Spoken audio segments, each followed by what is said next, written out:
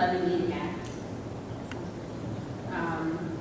the Asbury Park Board of Education provide adequate notice of this meeting by sending a notice of the time, date, location, and extent known, the agenda of this meeting to Asbury Park Press, and and a new poster, April 26, 2003, email. Copies of this notice has been placed at the Administration Bulletin Board, District Schools, Asbury Park Municipal Building, Asbury Park Police Department, and filed with the City Clerk on April 26, 2003. The Asbury Park School District will provide all students with comprehensive and progressive education where everyone possesses the skills and character to succeed in a diverse, evolving global society. Roll call, please. Mr. Grillo? Here. Mrs. Inslee? Dr. Fenner? Here. Mr. Remy? Here. Ms. Ricks? Here. Mr. Rogers? Here. Mr. Saunders? Ms. Oliver? Here. Ms. Brooks? Here. Please rise for the flag salute.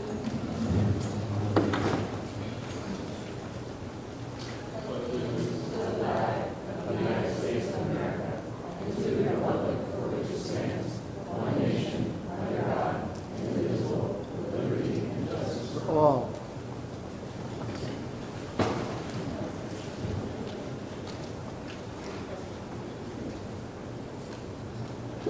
Good evening. We'll begin with our board presentation of the 2024 budget. Stacey.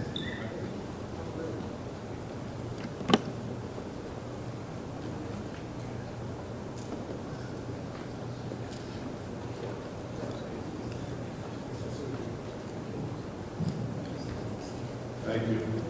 Thanks for coming out, everybody. We're going to do a presentation this evening of the 2024 school year budget. This is done annually at this time of the year to set the stage for next year's academic year. And again, the goals that we set, with the superintendent and the board, concentrate on academics, attendance, and accountability. So we want to start by apologize for the familiarity of some of these slides, but they are still pertinent, so we'll keep them in. We're going to start with where our budget comes from and what are the different buckets that we get funding from. So the first bucket that we get funding from is state aid. So that's aid provided by the state of New Jersey, and that's based on basically our enrollment counts, and then some adjustments based on different weight factors that go into our student funding. The next factor is our local levy, and again, that's based on property tax, property values, and income. And then the third bucket is operational savings and efficiencies. Now, I've made that bucket smaller because over the years, we've been having our aid reduced. So as our aid has been reduced, it's been more and more difficult to recognize and sort of optimize those savings. So over the course of the past several years, unfortunately, the ability of the district to save money has diminished.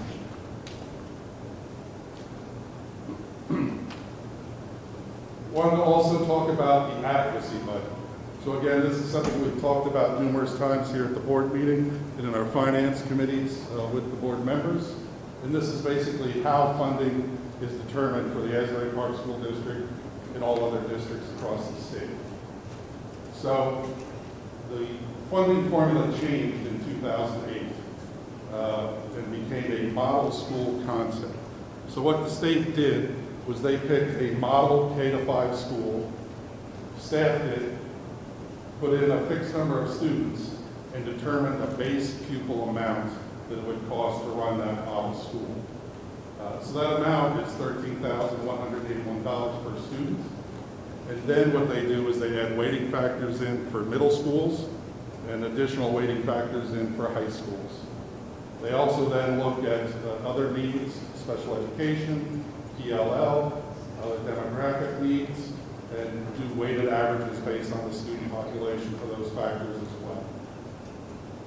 The basic formula is our adequacy budget less our local tax contribution equals our equalization aid, or basically our state aid. For 2024, the state has told us, based on our enrollment and our expected enrollment for next year, that the district should be operating on a budget of $41,482,905.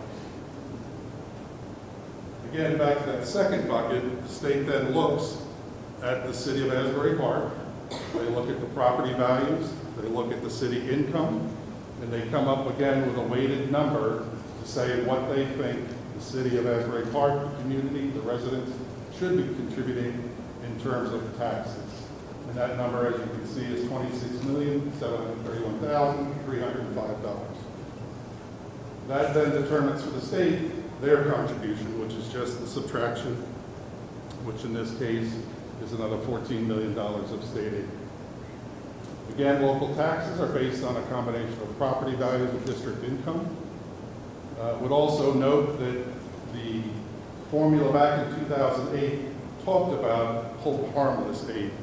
So that was aid back in 2008 that was granted to districts, saying that when this bill passed, the state would not drop school districts off the cliff with changes in their aid. So they said at that time they would maintain state aid no less than the amount that was being given out at that point in time. So for us, that was about $24.5 million.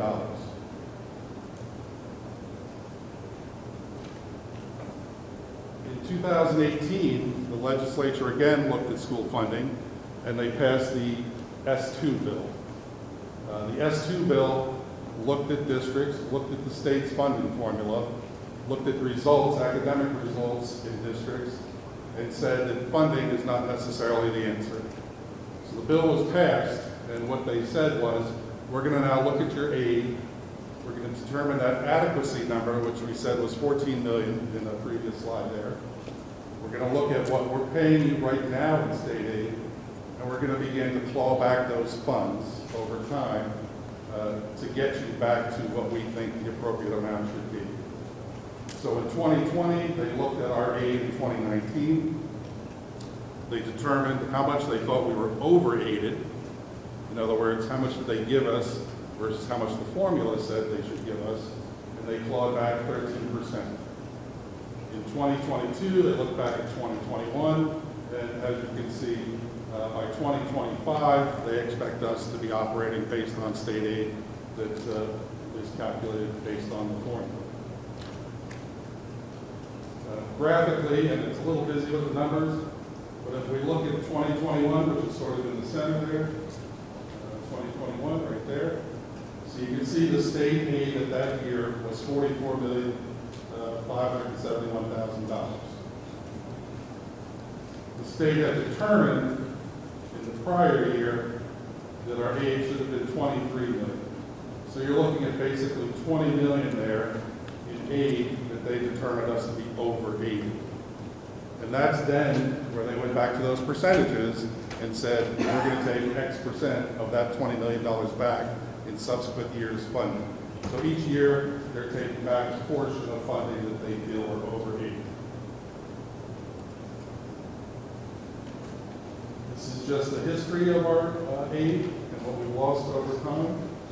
From 2018, again here, with the initial implementation of the S2 bill, through 2024, the district has been cut just about $29 million. So we've made $29 million in cuts over the course of, what's that, roughly 6 years, 7 years? And again, we expect a significant cut next year. You can see in 2025, we're looking at approximately $7 million in an additional cut in state aid to the district. Now that number is higher than we've previously seen because there was a change in the funding this year with supplemental stabilization. And again, graphically, you can see 2013 through about 2018, the aid was flat, and then we started the implementation of the S2 bill, and the red is obviously a trend line showing the decrease in aid being provided to the district. Again, if we look at our actual budget versus what that adequacy budget says, and again, the adequacy budget is what the state says we should be operating on according to the formula. You can see this year, or actually for next year, for 2024, we're going to receive $26.3 million. What they said is we should be receiving only 21.8. They're projecting this is our taxes. of 26 and the actual of 21. And the state aid, they're saying should be 14, and in actuality it's 26. So again, 26 is the projected property tax that they think we should be charging. We're charging 21 for the school portion. And again, they're saying they should be contributing 14.7. Actuality, they're contributing this coming year, 26 million. And when we talk about taxes and the general tax rate for the city, it's made up basically of three components. The blue represents the school tax portion of the general tax. The orange is the municipal tax of the general tax, and the gray is the county portion. So on average, for Monmouth County, 55% of the municipality's general tax is based on the school budget, 31% of the general tax overall is municipal, and 14 is going to the county. We look at every part here. School tax represents about 39% of the overall tax for the city. Municipality is about 45%, and the county is getting 15%. You can see again here, through some of our neighboring districts, Keensbury 31 for the school and 59 for the municipal. Long Branch 46 for the schools and 40 for the municipal. And Neptune is 51% for the school tax and 37% for the municipal. We also put in some other Abbott districts or former Abbott districts, so you get an idea of what it looks like across the state, and you can see it varies quite a bit.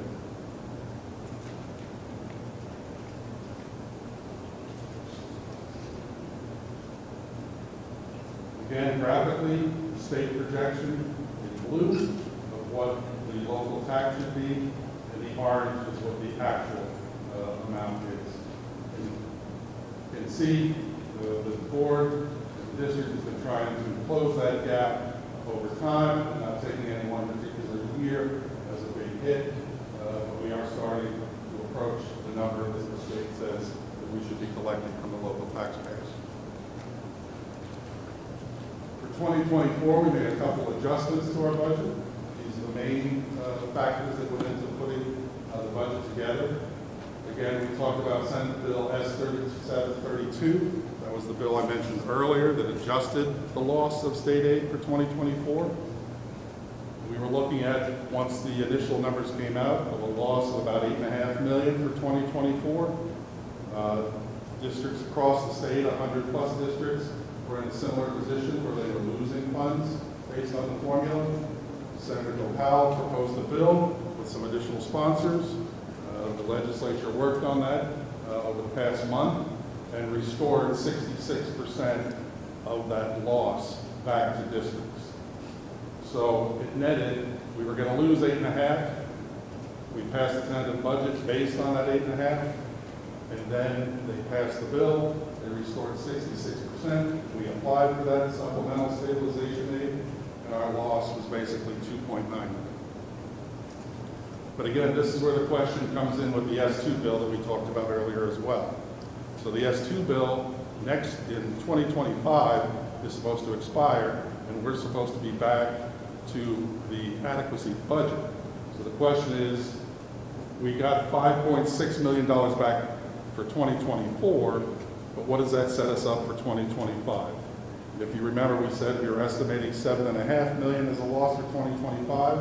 That's based on recovering this loss back, and then the additional loss of about $2 million for 2025. We're also taking a withdrawal from our maintenance reserve of $250,000 to support some facility improvements.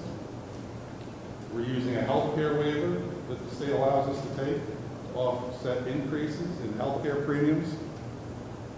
I think as you all have seen over the past years, healthcare costs have increased dramatically. We've been looking at 15% increases in the state program. We've also looked at options for the district to move out of the state program, but unfortunately our experience in the program does not make us, at this point in time, an attractive client for other carriers. The district has also looked at our grant funding, our ESSER funding, and other options, other grants that we get, and how best to utilize those.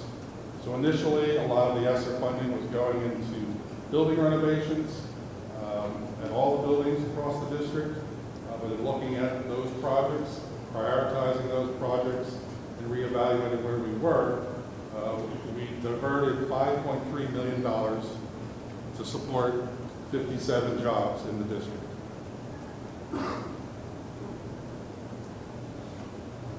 When you talk about CRISA, which we sort of call ESSER 2, and then the ARP, which is ESSER 3 for us, we look at projects that are in place and awarded right now, and we have a $6.1 million project utilizing our Phase 1 program, and a $5.2 million project underway for our ESSER 2 and 3 funds. These are some of the improvements that are taking place across the district. Again, if you look at the high school, we're upgrading the HVAC system in the CTPA College wing to provide both improved heat and air conditioning. We're replacing a number of rooftop units, RTUs they're called, air circulators, for both the gyms, the small gym and the large gym, and the locker rooms underneath. And we're also doing a wireless endpoint upgrade to the building. At Martin Luther King, we're installing new unit vents. Those are the units in each classroom that provide heat, and we're converting those so they'll provide both heat and air conditioning across the entire building to all classrooms. We've installed new high-efficiency boilers there to replace outdated equipment. We're replacing 3, again, RTUs or rooftop units, air circulators on the roof that are going to service the nurses area, the guidance department, the media center, the gym, and the cafeteria. And again, that's replacing older equipment that's beginning to break down more frequently. It's hard to get parts for those. And again, a wireless upgrade. At the Bradley School, replacing all, again, classroom HVAC units to provide both heating and cooling. We're replacing rooftop units servicing interior office space and interior classrooms. And again, the wireless upgrade. And at our Bergen Marshall Elementary School, we're replacing 8 rooftop units that are servicing areas across the building. We've done some work in the cafeteria with installation, and again, wireless upgrade. The additional project that's not listed here, which was sort of our Phase 3, was improving the media centers and the auditorium at the Martin Luther King School and the high school. Those projects are being evaluated. We are going to make improvements to those rooms. They just may not be as extensive as we had originally planned. And again, part of that is the decision to move some of those funds to support staff. So the budget for 2024, what does it look like? So our operating budget, or the budget we sort of use day to day, is $59 million. Grants and entitlements which come into the district are $16 million. We have no debt on the books, so there's no debt portion for the budget. So our total budget for 2024 is estimated at $75,355,858.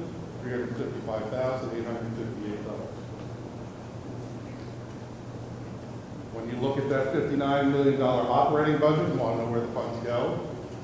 42% are going to salary, 15% are going to benefits and insurance. So that's about 57%. Typically, districts are 60 to 65% salary and benefits.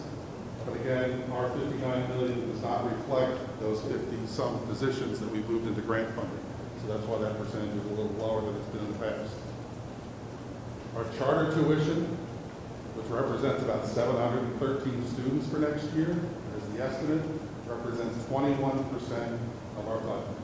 So our budget is $59 million, and we're sending out just over $12 million in charter tuition. Our out-of-district tuition and transportation costs are 11% of our $59 million. Folks often question utilities and how much utilities cost us, and you can see it's a rather small percentage. And the district added solar panels over the past 2 years. It's all the buildings in the district. So our utilities are about 2%. And that leaves 9% for all other activities within the district. So if you're looking at 9% of $59 million, that's about $5 million, I guess, 4.9 or so, for all other activities within the district. When we talk about the tax impact, what the tax increase is going to do to the local community, to the local taxpayers. We have an assessment here comparing 23 to 24. We're basing the assessment on a more recent number for 2024, which is $2.6 billion. You can see based on some various levels there, 300, 400, 500,000, up to 700,000. But if we look here at the average assessment of a home in Asbury Park at $524,000, we're looking at the school portion of taxes last year it being about $3,240. With this increase proposed for 2024, you're looking at $3,686 as again the school portion of your overall tax, or an increase of about $445. And that equates to about $1.22 per day. With that, I'd be happy to take any questions the board may have. I have one question. Under NFI, under other, could you help me understand like what type of things would be considered under other? No matter how big or small. That would be our instructional programs, that would be field trips, that would be consumables, that would be anything that we would actually provide to our students. That would be replacing Chromebooks, that would be instructional resources, so that other, that 9% would be crayons, pencils. Okay, with that being said, that's only 9%. So you tell me that the budget that we're working with, when it comes to the student body, you know, as far as like their resources is, I don't know who else is it. When it comes to their resources and materials, we're only working with 9% of the budget. I believe last year, earlier this year, when we did the presentation, we talked about 8% at one point last year. And so that 1% is an increase reflected in the increase of the funds that we've been able to secure with the increase of the local portion. We also need to look at the previous slides. When you look at the past several years, we should have been receiving approximately $24 million from the city annually. However, we have not been receiving that, which results in the reduction of staff. I think Mr. Hastings had it in there where we utilized ESSER funds to save 57 positions last year from being cut. Because again, go back about 3 slides, Mr. Hastings, to the bar graph, with the blue graph being what we should have been receiving, and the orange graph what we were receiving. When you look at those numbers across the board, we have been drastically underfunded by our local fair share. And that results in, again, loss of services, loss of staff, continually annually. The other issue is we have had a dwindling student population. And that dwindling student population does impact when we look at the $12 million, give or take, that we send out to the charter school, along with the other funds for out-of-district placement and transportation. So when we look at what we're actually receiving, and to go back to your question specifically, yes, we are educating students here on about $5 million. Okay, thank you. I just want to ask one more questions in regards to the document. Could I just clarify, this year, 2023, the district is supporting 53 jobs with grant funding that's now expiring in September. The funding we got back based on the legislation change on our laws supports another 57 positions. So we've got about 50 plus positions being supported through grant funding right now. Thank you. So my time is a desk knowledge base. I'm just trying to get an understanding of what I'm being told and what I'm reading. So outside of the budget that we are not receiving, that you said from the city, how else do we go about, you know, improving that 9%? Well, I think,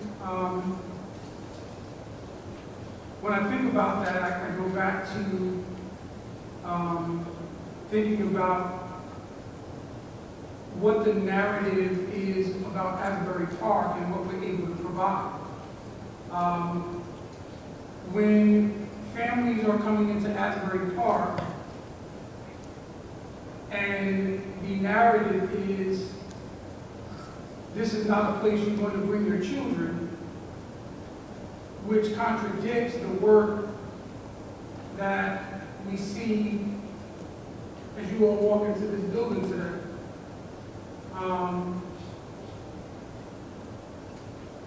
The dedication, but the misinformation that continues to send families to seek other options. I think we offer the best product in the city. I think we have the best staff that are dedicated to the services and the students, given the extreme financial crisis that we find ourselves in. So contrary to what is put in the press and other things about staff not being important here, when you look at our financial allocation, utilizing, repairing our buildings to save 53 additional staff is an indication of what the priority is. The teaching and learning here is the utmost important in order to break generational poverty, give students in this community the opportunity to access life skills and life opportunities outside of a high school diploma. And so when we look at providing students in this community with a thorough and efficient education with about $4.9 million, but yet coupled with the narrative that we're doing a horrible job, people will not want to bring their children to Asbury Park to get educated by those who are doing the best job compared to their charter school counterparts. So the narrative that is reflected are tough calls, given that we are in a financial crunch.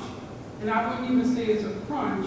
We are in a financial crisis, given this bar graph showing that we have been underfunding the people that we say we care the most about.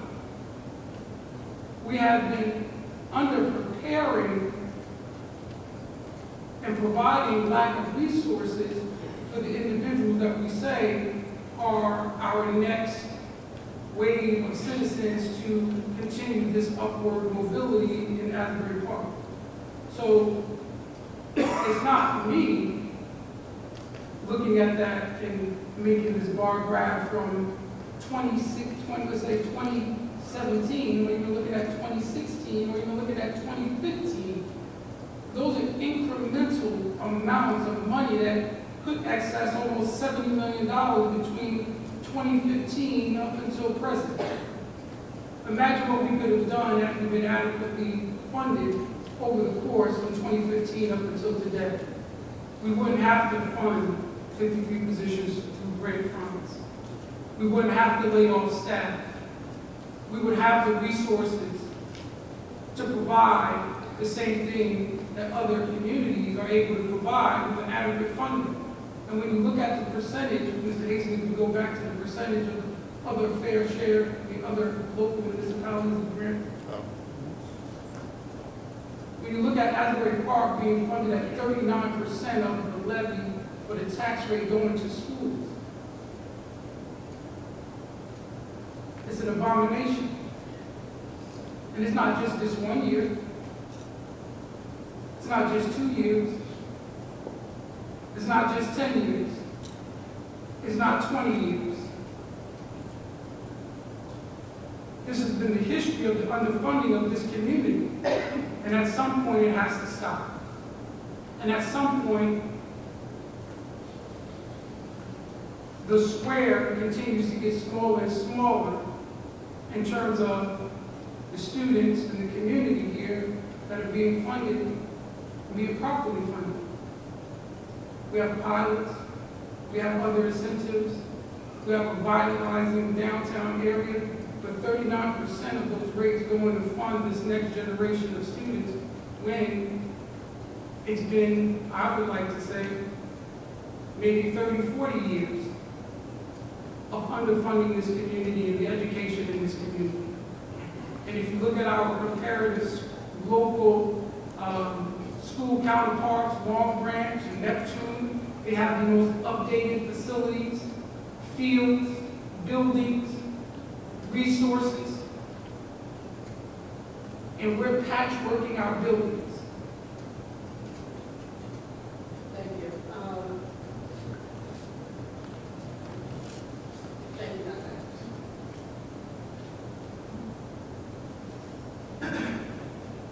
We're looking at a strap-over budget, and I understand that. And some of the things that Dr. Adams said probably are possibly going to come through. We have to also look at, we have in our district in some of these areas that haven't been able to sustain themselves. So, Jeff, can you tell us, with the graph shows that with these other state money coming in, we're approximately 2.9 million short in taxes, in revenue that we need to raise, and versus that, how much are we raising above that? Well, you're talking about losses now, so you're talking about degrees of loss, right? So we would have lost $8.5 million, and the tax increase based on that loss of $8.5 million, and again, trying to bring the district over time up to the contribution the city says we should be at, has been step by step. Our loss was reduced, so now we're losing about $3 million. But the budget does not reflect a reduction in the $6 billion that we're putting forward in taxes. To take a reduction of $6 million from that $6 million before, or the other number, would then mean additional cuts somewhere else in the budget. So right now, the budget for 24 is balanced with that $6 million. If the board or other folks would like to see that reduced, then we have to make adjustments elsewhere. So what I'm saying is the fact that without reducing anything, what are we talking about over with the state aid or additional supplemental that we're getting? How much over are we, is the tax levy that we're increasing, how much is goes in between that amount that we have to raise the tax? This is the bottom line that we have to not. We want to raise taxes. How much? If we want to raise taxes today, what would our loss? Well, your loss is going to be based on whatever you decide to reduce the tax levy by. No, I'm saying, but how much are we short to meet that budget to sustain that you're looking to sustain? Would there be money that's left over for next year to supplement? So as you sort of said in the very first slide, with the three buckets, with the one bucket smaller, back in 2015, 2016, 2017, when the state aid was a much higher number, the district was operating and was able to save money. Those savings over each of those years was used to offset the cuts coming forward each year.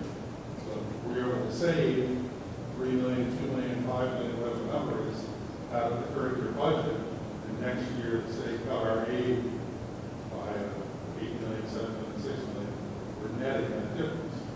Unfortunately, right now, we've been cutting, is getting to the point where else do you go to cut? Right? So we're not able to generate through our operating budget during the course of the year that degree of savings that we were in the past. So we no longer sort of have that flexibility of saying we're going to maintain all staff, we're going to maintain all programs, and we're not going to raise taxes by any significant amount. The formula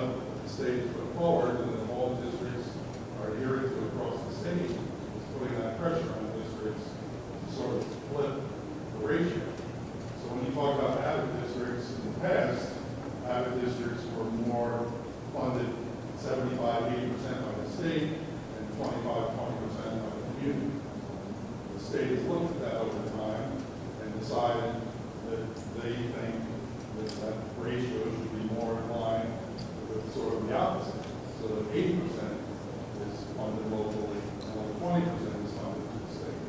So that's the pressure that's been put on districts, particularly Avid districts, to make this transition where local taxes are being impacted greatly by the change. And right now, we do have options. I think we need to sit down with the city, discuss some options. I think we need to be talking to the state, look at some of the forms of special education. We found out that the state formula for special education, if we actually go over a threshold, maybe you can elaborate, that I think our threshold is like 317 special education what we get. If we were at that number, we would get 19,000 per student. But since we go over it, since we have like 350, basically our state aid special education by 2,000 per student. I mean, these are things that we have to look at and also talk to the state about, because these are the areas that are very much needed in this district. But we need to come together, because we have some people who are fixed incomes in this district that, especially on the west side, that will be losing their home for these drastic impacts. So we have a lot to look at in this budget and discuss. Yes, and I believe the superintendent and the business office as well has had some conversations, as well as the board with the city, and we would welcome, a continuation of that. When was the last time that we met with the city? I couldn't tell you off the top of my head, probably been a couple months. I think some board members have had conversations with the city yourself and some other board members more recently. No, I've never been, I haven't been in a formal meeting with this. Well, conversation with the city, not Yeah. formal Right. board meetings. I mean, I think one of the things is that we're kind of stuck between a rock and a hard place that's on fire. Again, I think we need to have regular meetings with the city in good faith to talk about how we can make ends meet, because it shouldn't be all on the city, it shouldn't be all on us, And there's this back and forth where, some folks in the city say, well, you've got property that you could sell. And then there's folks on our end that are saying, well, you've got pilot money that we can use. And I think unless we have regular dialogue with the city manager, with Mayor Moore, with Deputy Mayor Quinn, and our folks, we're never going to establish a relationship and a working dialogue with them. So meeting once a few months back, and then that's it, I don't think is in the spirit of what, and I'm speaking, I don't know if I'm speaking for the whole board, but I think that some of my colleagues would agree that that's not enough in terms of building that relationship and figuring out creative ways to remediate and resolve this kind of impact. But at the end of the day, what's the rock and the hard place thing is that these tax increases that, if you look, it says, it's $500 a year for this year. But the year before, it was $500 and $600, whatever it was. The year before that, it was a certain amount. It's going to exacerbate what's already happening in Asbury Park, which is continued gentrification and pushing out families that, like Mr. Rogers said, that can barely afford to live in Asbury Park. So that first generation of homeowners that have been here, that have maybe rented for a long time, and now finally they may have bought a house during a recession, and they're now, they're going to get pushed out. And we're going to have it's already started to look at the census, but you're going to have a very different looking Asbury Park with less kids going to our schools than even 5 years ago. So, I don't know, it's a really tough situation, but I would recommend that we do whatever we can. We had actually asked the chair of the finance committee to reach out to the city, and I don't think that ever happened. So we need to, if we say we're going to do something, we should do it and increase that dialogue with the city. Also, one other thing, and maybe Carol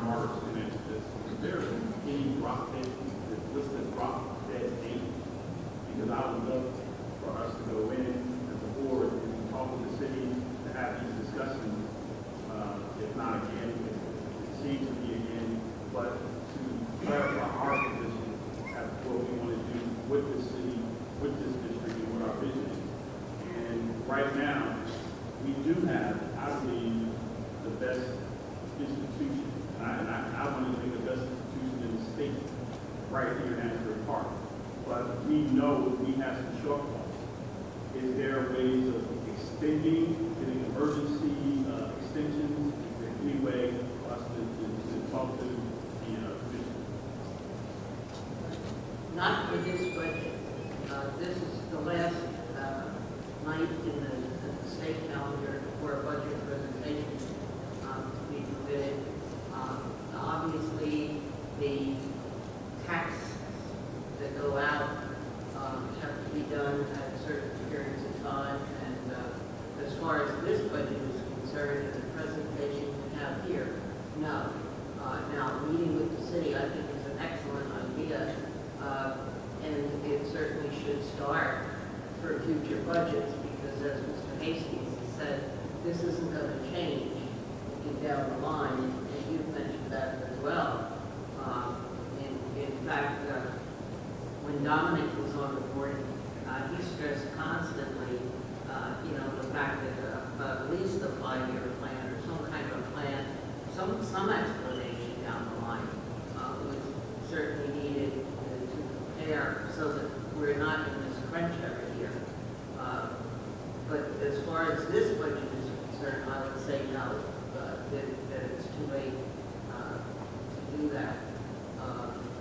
But your suggestions are certainly very worthwhile and have to be looked at. Let me just comment that for everybody that is hearing the budget for the first time, I think maybe an easier way that I think you can understand the Asbury Park budget is to think of it as that movie, The Perfect Storm, because every aspect of the budget that's critically important to a district in Asbury has been negatively affected by something.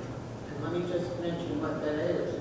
Your enrollment, which determines a part of your aid, continues to go down when you really should have, hopefully, you're seeing it come up. Asbury's has gone down.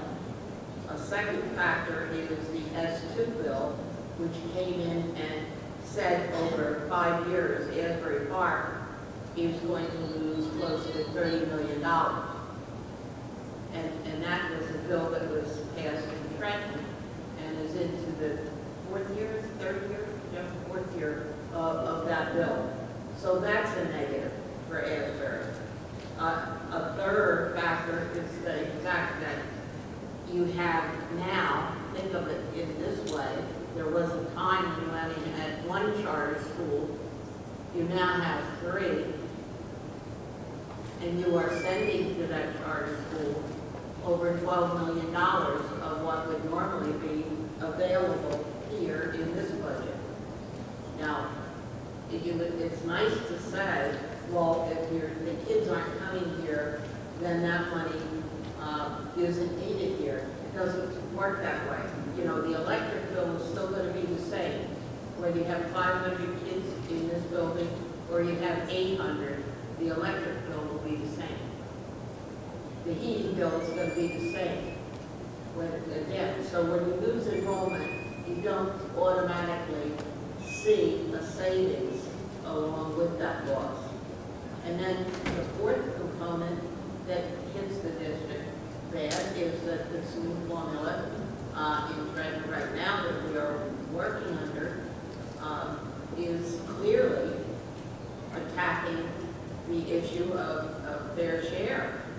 And as long as they see, I'm talking legislators now, or government officials, as long as Trenton sees that it's underfunded in the local tax rate, they're not going to be too anxious to pass a bill that's going to send more money. So it is very, very critical right now. Everything that could possibly go wrong for Asbury budget-wise has gone wrong. And that's the difficulty with it. When Mr. Hastings talks about maintaining jobs, the ESSER funds, and we use these words, and I know people people in the audience don't know this, because I wouldn't know them either if I didn't work with them every day. ESSER fund bills were bills that they passed in Washington, D.C. To help during COVID. But those bills that were passed and money that was sent to the states under these ESSER, so-called ESSER bills, they're running out. So anything that was used from those within the next 2 years is going to be gone unless the legislators, Congress people in Washington, D.C. decide to reissue more money. And I don't know about you, but I have any faith in that happening in Washington. So in order to even keep that, there has to be ways of coming up with the money when that's lost. So it's a very bleak, you're absolutely correct. It's a very bleak outlook as far as the future is concerned, and anything that can be done certainly to improve it. You know, I've talked to the mayor, I know he's very supportive of doing what can be done. It's just a question of where they're going to get the money from. I just want to say a couple other things. First of all, I agree with Ms. Morris, the way she explained it. And yeah, look, I mean, this wouldn't be the first time that, I personally think that we need to advocate to trend and write a strongly worded letter, however, you know, waste of ink that may be, but at least put it on record that, like, we need full funding, and send it to the office of the governor, and send it to the DOE. And this wouldn't be the first time that Asbury Park has done this. I mean, if you go back to the 90s, and you mentioned Mayor Moore, he was on the board when they did this. They did that, and they appealed to Governor Florio at the time, that we need full funding because of all the different things that Dr. Adams said are generational in Asbury Park. I mean, I'd like to see the board, on the guidance of Madam President, to do something like that, and to have a public statement to the state, just like other school districts have done, like Toms River and Jersey City, and join with them in saying that we gotta go get our money. we need that full funding. And then we can also have talks with the city about, you know, pilot money and all this other stuff, have conversations about that. But at the end of the day, that state aid has to come back, because this is not sustainable in any way. There's no way that we can continue taxing residents to this effect, and thereby pushing more taxpaying families out of Asbury Park, decreasing enrollment, and digging ourselves into a bigger pit. It's just, it doesn't seem sustainable. I think the one thing too, is why I would agree with you, is because your educational program suffers tremendously when you have this kind of a situation. Think, Mr. Hastings did reported over 700 kids in charter schools, and I'm not against charter schools, please understand me, but everybody doesn't understand. That's an impact. Think of 700 kids leaving this district. That's 700. Half 100 could be in the band. Another 100 could be in a sports team. Another 100 could, these are all, they could be in advanced placement courses in the high school. You know, instead of dropping a French class because you don't have an enrollment, it can supply the number for an enrollment in a language. So it does impact. I wouldn't want anybody to think we're just talking money here. We're talking kids. It does impact the opportunities that you can give kids when you don't have the money to fund it, or the kids to support it. Ms. Morris, when you speak of the numbers of children who are going off to charter schools, as a district, what was the missing component that led them? Because if your school district has the necessary resources and things that, I'm just saying, you know, just what caused them to just leave? Because it couldn't have just been, oh, it's a new school.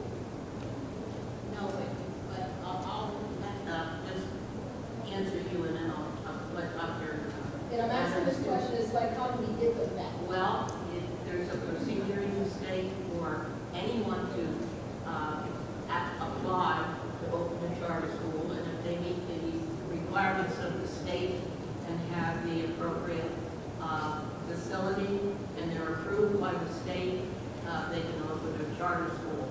But to specifically answer your question,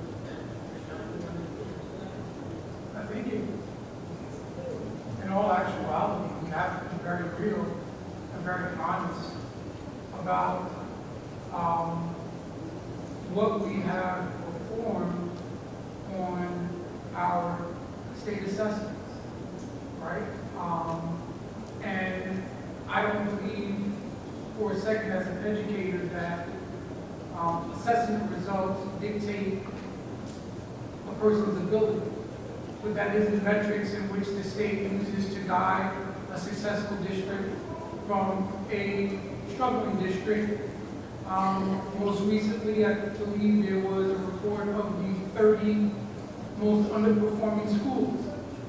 I previously looked at that list and was, with bated breath, happy that no Asbury Park school was on that list. However, when we look at, again, the narrative about what is important, we cannot tout a product where we are achieving single-digit assessment results on the NJSLA, and that didn't start just last year.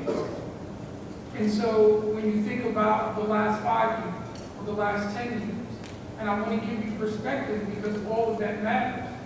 When you think about the thing that put Asbury Park on the spotlight was the comment by former governor about us being the poster child for fiscal waste. But that fiscal waste was coupled with underperforming academics. And so despite some of the accomplishments that we have been able to achieve, despite the hard work that goes on every day, the narrative is we are producing a less than stellar product that you may get better elsewhere. And that's a false narrative, but a narrative nonetheless. So how do we improve that narrative? Well, I think looking at the 3 things that we focus on, academics, attendance, and accountability. I think as we hold ourselves and looking at improving our outcomes from a growth perspective, not focusing on interventions to improve the core instructional practices, to look at our foundational skills in reading and mathematics, number sense, and all of those areas, not just talking theoretically, but looking at what is taking place every day in the class from an instructional standpoint, the ability to provide those resources, whether it's a chemistry class or having those staff members who are adequately trained in terms of professional development. All of that is coupled in that 9% that is used towards improving that perspective in terms of what we're doing.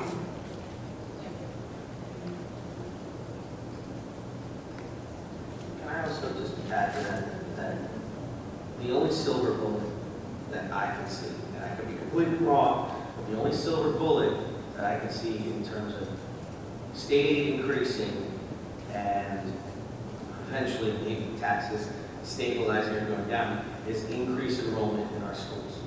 Am I correct with that? Like, that's it. That's the people want to know a silver bullet. That is a, I would say that would be a great addition, right?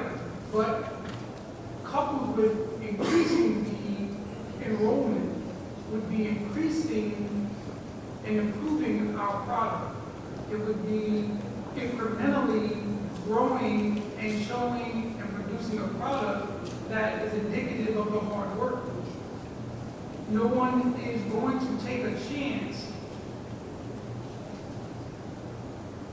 on something that they perceive as to being an inferior product, regardless if it's being given out wholesale.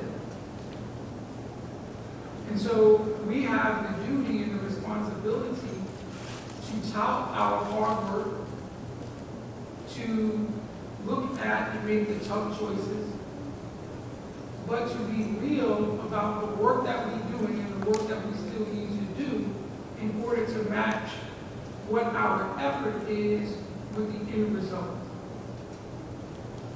And also, just in perspective, the charter schools have a multi-million-dollar PR budget. Like, if you look at what charter schools have, because they're private, and by the way, that third charter school that came in just under former Governor Christie's term. It's slid it right in there. But they have multi-million-dollar PR machines. They've got the blog that they fund to the tune of $133,000 a year. They've got all this other stuff to do that. We don't have much. So a lot of it is like person to person. The reason why my daughter, who went to deal school from kindergarten to 8th grade, we chose as a family that in September she's going to go to Asbury Park High School, is because we met with principal, the educators, teachers, special ed folks, Dr. Adams, everybody. And we were so impressed by the welcoming community of the high school and how they're like, yes, we want your child here. We want active parents to be involved in the high school and all that. You know, that's the PR that we've got. The only thing that we can do as parents is to spread that gospel to all the other folks that, just like I did, you know, send their kids to other districts. No judgment whatsoever, but to say, hey, you're paying this much in taxes, might as well, like, you know, send your kid here and see how it goes. And it requires a lot of work, it requires a lot of communication with the educators, but that's our PR, it's us right here. So, I don't know. I mean, it's a tough battle to fight a multi-million-dollar PR machine. I might also just clarify a previous comment.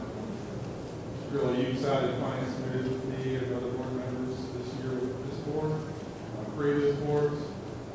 I've spoken and been involved with administrators as of you across several budgets now, and I don't think anybody has ever said just raise taxes. I don't think anybody looks gleefully at taxes and says, yeah, just raise taxes. So that is not the approach that we take. No, I mean, we're forced to do this. Like, we're forced to have to make these sometimes ridiculous choices because of an idea of so-called fair funding from a decade ago that decided not to get implemented until 2018 and give us zero runway to make this happen. So it's like, yeah, there's a lot of, this isn't about blame. It's like, we're sitting here going, like, these are stupid, ridiculous choices that we're forced to make because of the sins of whoever way back when. So.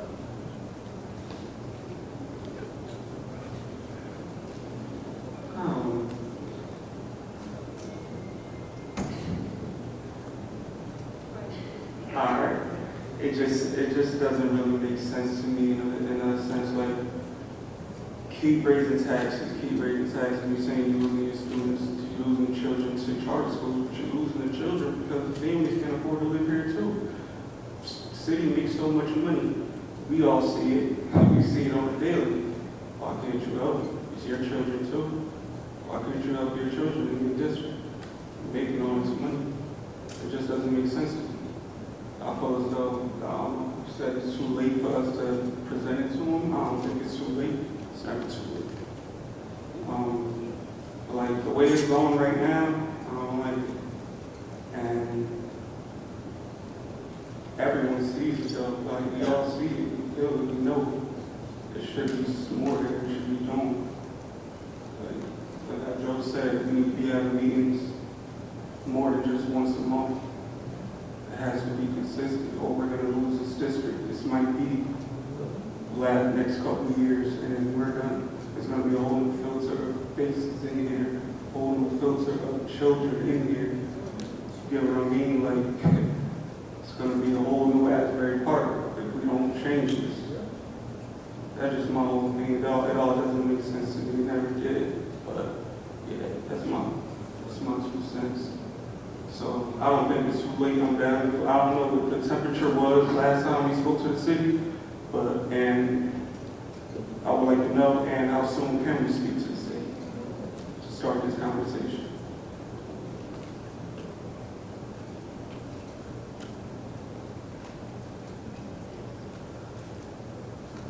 Oh, I done dropped the mic on you? All right.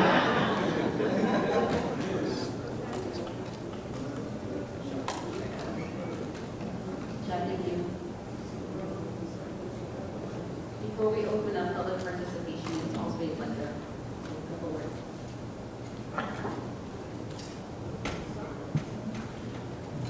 Hi, everyone. So each question that I asked tonight led directly to the comment that I wanted to make. Each and every person in this room and who are not here has a responsibility and is held accountable in some aspect to how this district is ran. When I came on board, I must say I had to be naive to believe I was really coming here to help the kids. Because I was really gung-ho that, oh, we're going to help these kids and we're going to do all these great things. But recently I read an article from 1996. And that article read as if it was written today.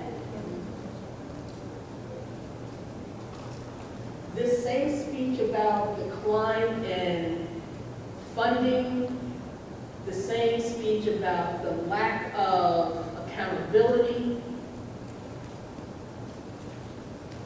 I don't think it's a matter of whose fault, because a lot of faces are new faces, some faces are old faces. It's a systemic issue. And we're all being held accountable. I've noticed a lot of meetings since I've been here a year and 5 months. And in this year and 5 months, I continuously hear the same talk. My job.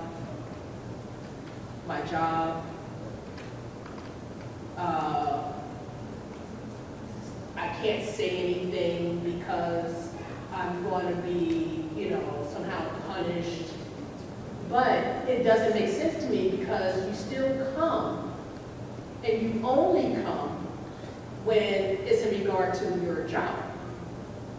I have yet to see a teacher, an educator, an administrator stand in front of us and make an argument or a legitimate fight about the lack of resources, about the lack of whatever it is that the students are not receiving. I have yet to see a fight in regard to the betterment of the student body in this district.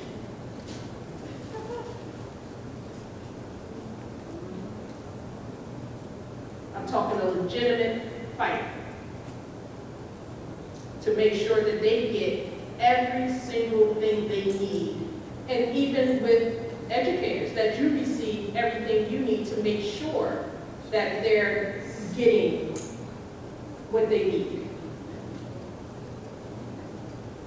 It's not easy to sit up here and make decisions on, people's livelihoods and budgets and say, we're not the end all. Let's just make that clear. Your state is the end all. We're trying to be the buffer, but we don't even know what we're buffing anymore.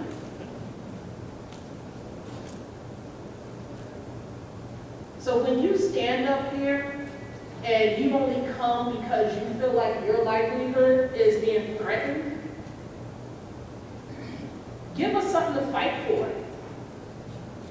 We want to know that, well, yeah, we can't lose her because we can't lose him because they're detrimental to the education process.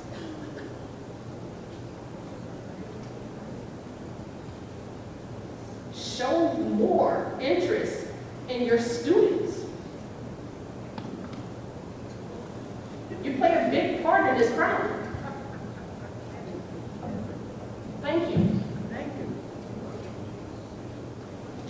I would also say just that, if we're gonna go to Trenton and get our money back, we're gonna need, it's an all hands on deck effort. It can't just be the administrators, it can't just be little old me or whoever, over at the legislator's offices. It can't just be the teachers, it's gotta be everybody. And we really need to have a concerted effort to go to Trenton on lobby day or whenever it is. Just like they did, I always bring the example when Red Bank School District, which said that they 90% of their taxes was schools, right? And they needed relief and all this stuff. It was parents, it was teachers, it was administrators, it was board members, all there with their red shirts, and they marched on at the State House. That's what they did. And the only way we could do this, and I can't stand it when it's just, words saying we gotta come together and all that stuff. We've heard it for decades. We actually have to organize as a united front. Forget about all our little, things that we may not agree on, because this isn't about agreement, it's about alignment. And go to Trenton and actually force the hand of the legislators. Look, Bingo Powell got us almost $6 billion, right, back this year. What about everybody else? All the other legislators that are there, the assembly. We need to go when it's lobby day together in black and blue shirts and demand our money. It's that simple. If they don't see us, if you don't show, if they don't know. So we've got to go there and do that together as a united front. Forget about all the stupid arguments that we have and the egos and everything, and do it together as one united front. Period. That's the only way we're going to get our money back, and we need our money back.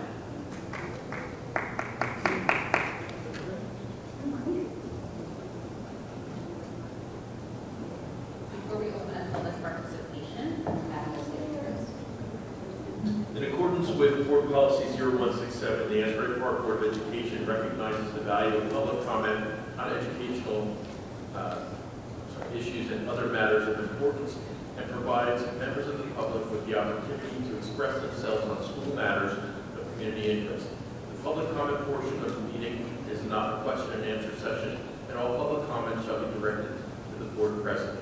Members of the public who wish to make public comments must be recognized by the board president and provide his or her name, municipality of residence, and group affiliation if applicable.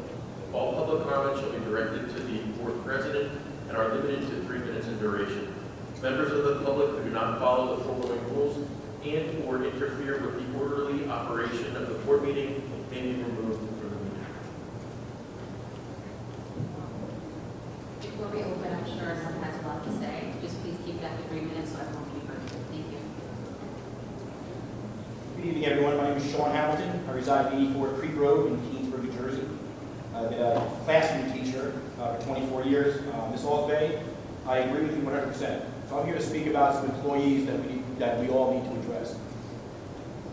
I'm up here again, sadly, but I'm dumbfounded but not surprised that we have the same agenda being shoved down our throats again.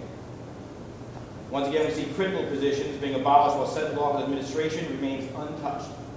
This happened under Mr. Recollet, administration grew, staff got cut. This happened under Ms. Gray, administration grew, staff got cut. Now under Mr. Adams, administration grows, staff gets cut. So we have a common play that we keep on repeating. As of 10 hours ago, there were 201 mass shootings and 18 school shootings that have resulted in injury or death. And still I see the security director on the chopping block. Let's talk about qualified people. A retired police officer, police academy trainer, and we're going to get rid of him to save a couple of bucks, even though our security department has been dwindled down to nearly nothing. Apparently the maintenance director and principals will oversee the security. If I'm wrong, someone correct me on that. What do we do? Wait for the school shooting to happen here and then say, oh, sorry, we decided to cut some money from the budget. I don't think the Board of Education can handle lawsuits after that. That's a foolish decision. Let's talk about Cassandra Marshall, social worker at Martin Luther King Upper Elementary. Nearly 60% of 12 to 18-year-olds say they face depression every day. 20% have contemplated suicide. And here we are cutting a social worker, cutting a case manager, someone who deals directly with children. Nobody in the central office, I don't think they can name 10 kids in this school district. Yet these kids have come to us every day. And again, I've never stood up here in 24 years to defend my own job. I let my work speak for me. I'm up here defending the people that I work with. So let's all make that clear. Cassandra Marshall is a vital employee to this district. Let's talk about Brad Deaver, our media specialist. Literacy is the backbone of education. We have enough administrators to tell you that, whether it's math or language arts, literacy, literacy, literacy. We saw on our slide that they're putting money to update the media center. For what? You're getting rid of the 2 positions that are left. So don't play this game like we're here for the children, but we're taking away the vital stuff. We have plenty of central office administration that we could definitely tighten the belt on and save the money there. When we abolished Dr. Howard's position, that leaves us, what, 3 athletic directors? Mr. Trevino's been athletic director and trained. Dr. Howard's been athletic director, and we have a new guy. Yet, I'm sure the new guy's on the reassignment list to be hired next year. Let's think about this. Also on the list, I want to talk about Kara Conner. She's a guidance counselor here at Bradford. And I don't want to air her business, but she has MS. And she's getting her equal until tonight because of the lateness. Has anyone gone behind the building here? We have 2 handicap spots in front. There's one in the back, and it's been covered with a trailer since October 21st. I don't know why the city didn't take it and kill that trailer. But she's getting her equal upheld. Someone shows up every day. Oh, I'm sorry, I didn't mean to go over my time, but I wish you could give 5 minutes. I have plenty more to say. Thank you for your time, everybody.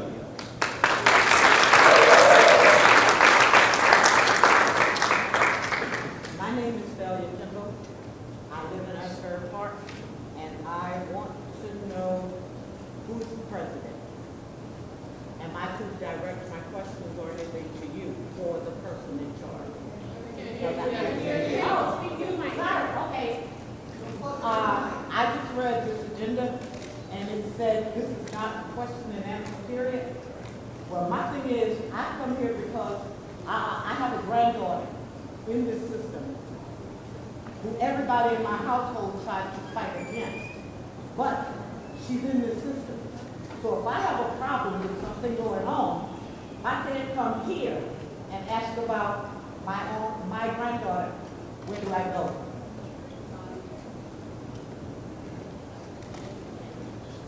It'll be the chain of command. I'm sorry? The chain of command. So you Okay, so I start where? with the principal. Okay. And just because almost every time I come here, these like withholding things and these terminations, just out of curiosity, because I heard somebody talk about people coming here for their jobs. Isn't it like the superintendent's recommendation that the board goes along with? Or did you personally like see these people and say, you know, this needs to be done? She did? I'm sorry. No, say you directed it to her. Right, I'm speaking to whoever decides to do it. The people, and I'm not talking about personnel, like I'm not trying to call anybody's name because I don't know anybody who's personally like on here for being terminated. I don't know. There's a number on here. I don't know that person. But if you did not see that this person needed to be terminated, did you take a recommendation from Dr. Adams? That's why it's on this agenda. That's why you're going to approve it. Question? No, he makes the recommendations and let the board have to approve or deny. Right, okay. But the recommendation comes from Dr. Adams. Because me personally, I consider Dr. Adams the head of this ship. All of you people, you're basically going on Dr. Adams' recommendation. And Dr. Adams, it's me again. Oh, sorry, I didn't mean to speak to you. So some of the statements that were made about the cumulative money that Asbury Park is losing. And they are. But like I said, I have a granddaughter in the system. I have a granddaughter in another school system that's very close by. My thing is, both of my granddaughters, and they are going to be women. Yes. I want them to. Sorry to cut you off, ma'am. Oh, that's women too? Yeah. Yeah, y'all And have I to can see do that. Okay. Wait, can I come back? No.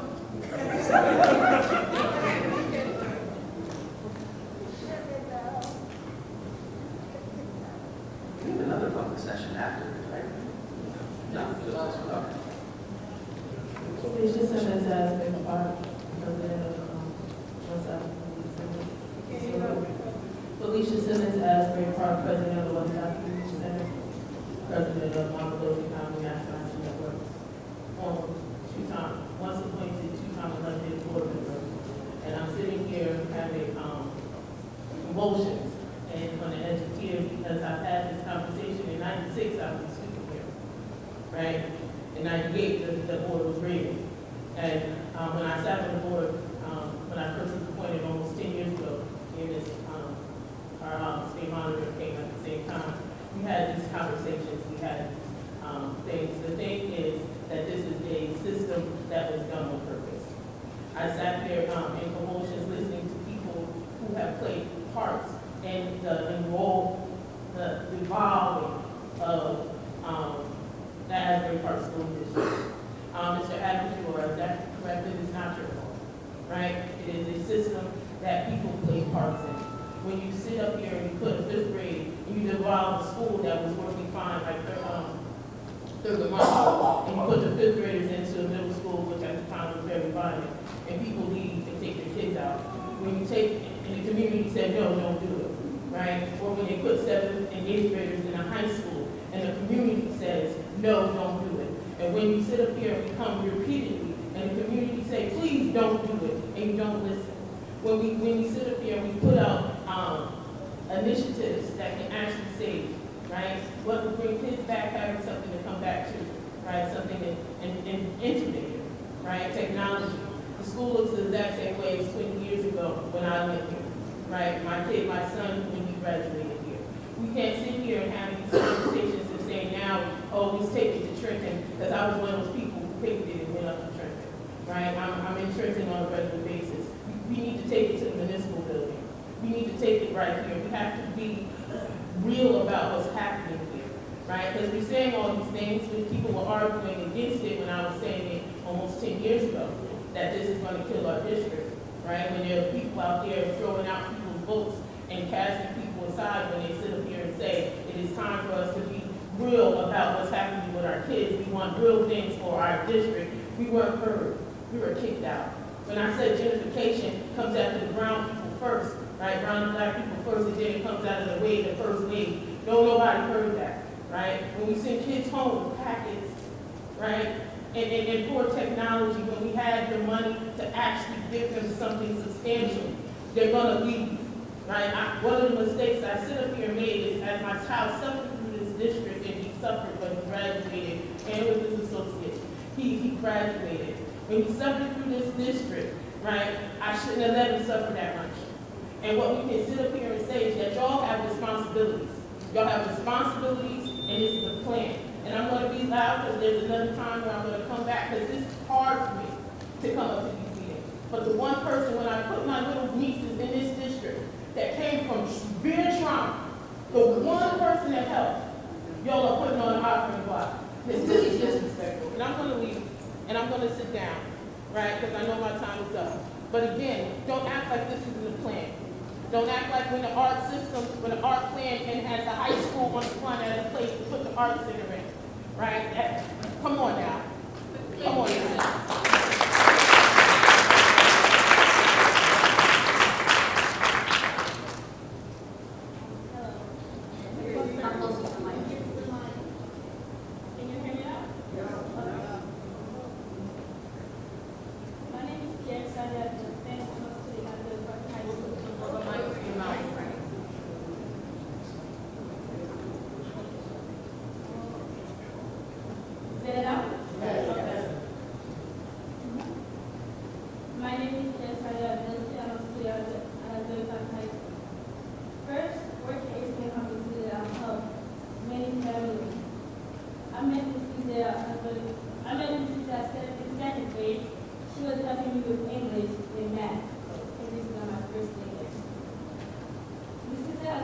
for many elements within especially since COVID, I think a lot of us, my family have lost their job to COVID. She had my family find job, including me. My family have a restaurant and she got me a place at the restaurant there. Not only Haitian community needs her, everyone needs her because she is caring, helpful. And the Spanish community needs her too, in the American. She's good at her position. We need her to stay at her position because the Haitian community needs her. Because she's helping us through everything we need. Because everything my parents need, she'd be there to have them with them. Woman is there to stay at her position. Because she's always said my parents know what's going on around that are going back to high school, or around all the districts. So we want her to stay because we want her to take her position. This one, I'm going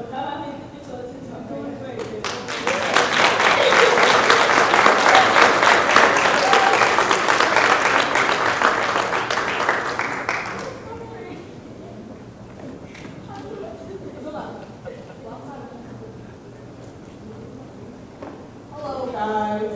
My name is Sheila Etienne. I'm from 518, so last year for the next 3 weeks, and then I'm going to 2 weeks. For those of you that don't know me, I sat in that position, the president of the board, right before this current president. And I know that the board's position on personnel, they don't have a lot of control. I'm here to talk about something that's not on the agenda, although she was told that she was going to be nominated as of April 21st, which is not on tonight's agenda. Also, what you have to know about me is I run a school district, I run a small daycare, and I'm responsible for 10 to 15 children a year to the school district. I've been open 11 years, so if you do the math, I'm responsible for about 10% of the current school population. I'm here to talk on behalf of 2 people that are going to not be in their position. Mary Maria Boss has worked diligently. You can just look on her social media for that. So to say that she's not performing in her job duties, right? You have to be barred. And this would be the 2nd, 3rd, 4th, 5th time that we don't listen to the community. Because although you can pencil whip somebody while you're supervising them, you can give them all kinds of bad scores. If you step out of the school and talk to anybody in the community, you know that she's doing her job, which she was doing without a supervisor for years, efficiently. Furthermore, I want to speak on behalf of Ms. Sandra. Our families don't understand IT. They're very complicated. When you're a non-English speaker, this is your first time in America, and somebody else is trying to translate for you something for you, they're not a social worker, or their primary language is not Creole. You don't understand what's going on with your small child that needs help. So to get rid of 2 pitiful people in the Haitian community, it feels like we're under attack. It feels like we're disrespectful. We are 30% of the population of the district. If you want more people to do it in the school district, continue to do what you do. Thank you so very much for your time.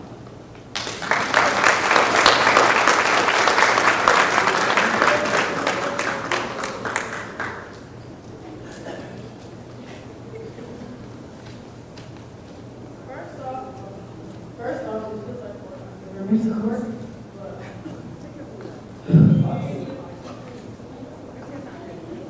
All things aside is that Ms. Lazier, she's an amazing and incredible person. My dear, what is your name?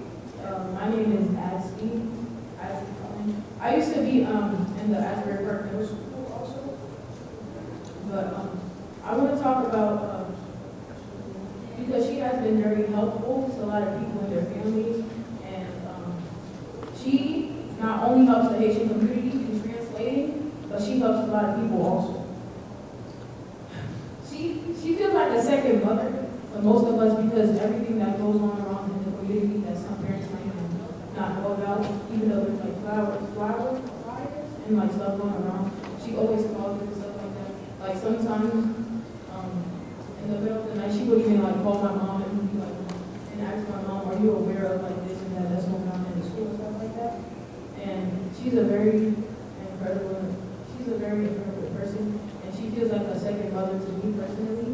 Like this, for me, she feels like a second mother to me because she's just so nice and she's very helpful and everything that goes around. There's this thing called Asbury Park talent, and I didn't even know I had such talents, and she told me that she wanted me to go in it, and I didn't even know, and I won first place 2 times.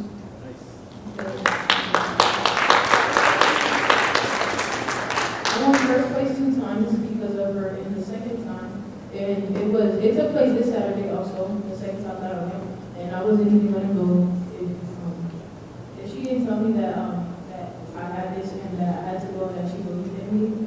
She is an amazing person. She doesn't only help out the Haitian community, but she helps out other communities also, because she works with most of the kids, and my little baby brother, he's about to be 5. He goes to this school, and he's in preschool, about to go to kindergarten, and there's something called like the special child study team or something like that, and she is the one that calls us every single time to keep us up to date with like the school things and stuff like that that's going on for him. A lot of people and a lot of parents don't let their kids go to the Asbury Park High School and stuff like that, but my mom, she wasn't even gonna let my baby brother go to the school. She was like, she didn't really believe it or stuff like that. And Miss Lazier was like, no, it's really a good school. You should really like let him try out and stuff like that. So that's what made her decide to bring him to the school. Another thing is that like later on, I was sitting down, listening to you guys talk about like how blah blah blah blah stuff like this and stuff like that. I personally feel like it's not fair to like some of like the teachers and like some of like the people from like the different communities and stuff like that has been like helping out for years, and even because of this or that reason that they have to go just because of that. Because teachers, they do have 2 lives as a teacher and as their own life also, and a lot of teachers, they put up with like a lot of students like mess and stuff like that. And she has her own family and stuff like that, and she would take time out of her day to always make sure that everything is going to day and everything is going to plan. Like Shayla, her cousin, said about going onto her social media, you would see like everything that's going around in, like in the community and the events and stuff like that. She would always have them posted in her social media. She would always have the pictures, the videos of blah blah blah, this and that.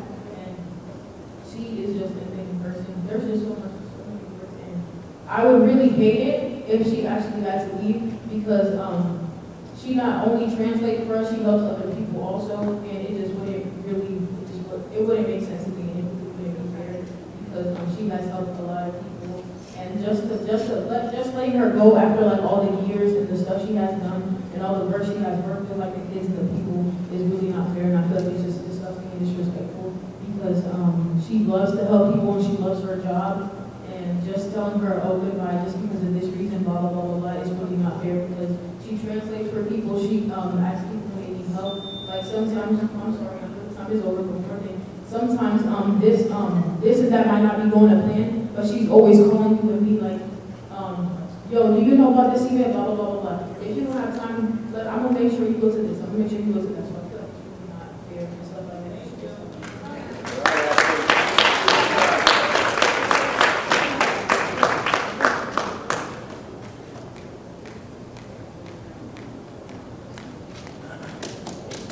Hello. Hi, my name is Soledad. I am here to discuss something that I did not know the agenda, not sure why it was not. I'm sorry? You can't hear me? How about now? Okay, hi, yes, I'm here to talk about something that was not on the agenda, not sure why it wasn't. But just a fun fact, Asbury Park has the 6th largest Haitian community in the state. And this is by number, not percentage. So please keep in mind that we are smaller than the other, a lot smaller, I should say, than the other 5 cities before us. The Asbury Park student body is about 30% Haitian and about 40% Hispanic. As a Haitian woman that went to Asbury Park schools from pre-K all the way through 12th grade, I know the struggles all too well when immigrant parents, mom back here, have difficulty with understanding the U.S. school system. I understand the importance of having someone who empathizes with you being in a position to assist you.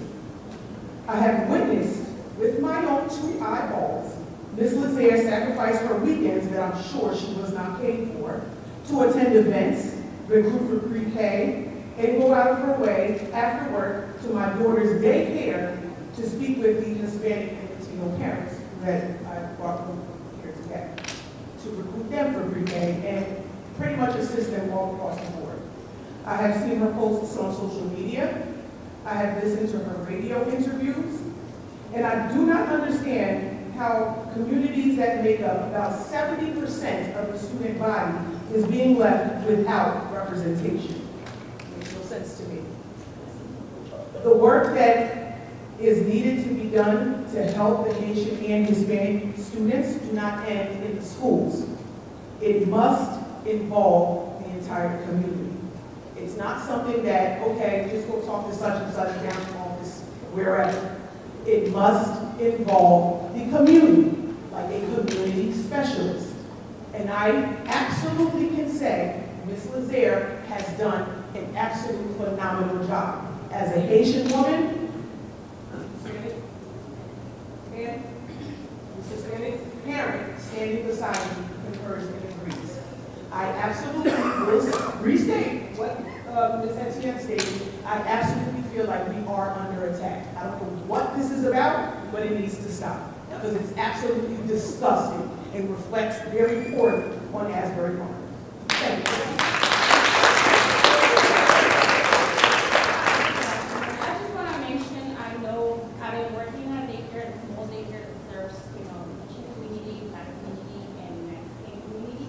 I just want to, let you guys know that Ms. Lazaire been going to the daycare to kind of help us out to get pre-K and all of that involved. And firstly, she be going to the daycare early in the morning to post, to post any registrations that they have, and she be keeping in contact with Ms. Evelyn. Ms. Evelyn is in charge of the parent enrollment in our daycare, and she goes back and forth to help, with Spanish speakers. So, I know that this is probably a decision that has been made, but I don't think it's fair. I think she's been doing a great job. I've been seeing a lot of posters, pictures, and I've been seeing her trying to get involved in the community. She recently, last year, she was in our graduation to kind of get more parents. I guess I'm here to support her and to guys let you know that she's been doing a great, great job, and I'll be part of that job, and she's trying to keep in contact with us, to keep her job going. And I didn't even know that it was like a I Got Talent thing going on until I saw her posting all those things. But I hope you guys make a good decision. I just want to know that I'm thankful for her, that she's really helping our community. But thank you, Mary.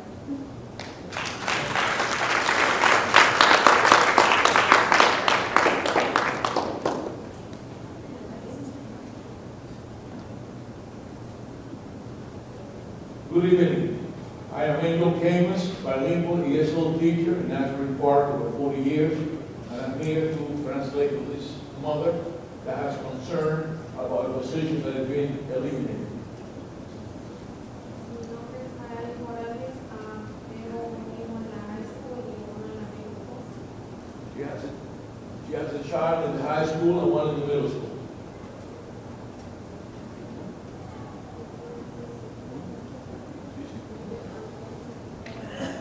Estamos aquí para apoyar a Mary, para que no pierda su trabajo, ya que hace poco tiempo se me ha quemado mi casa y desde ese tiempo para acá ella me ha ayudado bastante. Sé que es un poco difícil, siempre ha estado ahí, me ha estado ayudando para transportar a mis hijos, siempre se está comunicando si todo está bien o cosas así, y es una gran ayuda para los haitianos y la comunidad hispana, y muchas gracias, Mary, por todo lo que ha hecho con nosotros.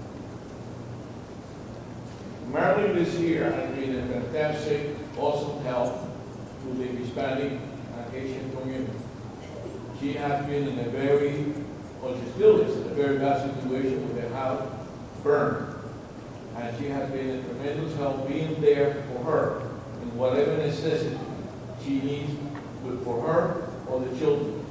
She also wants to see this loss in the district because of how helpful she is and she has been through the years to the community. One of the child is standing right over here. And actually, I have known her for many years, and I have nothing to say but good things about her for what she has done for the community and for the children that we care about. And that's what we're here for our children. We bring it up, but then we have this kind of cuts. And I understand some of the cuts from the state and so on, but I think there are ways to work it out. And I'm only speaking for what she spoke to me before. I know she has a little bit of nervousness to take the mic and speak, so I'm recalling some of the information that she has shared, and I'm writing it down on my piece of paper. Thank you for listening.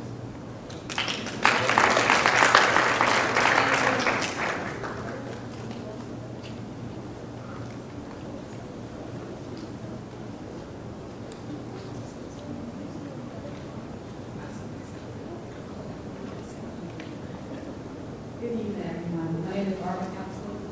I live at 302 Third Avenue, County Park, New Jersey. I'm still on the board with Felicia. And I'm here on this one, Senator Marshall, one of my favorites. And I want to bring two students up here that she helped through the years.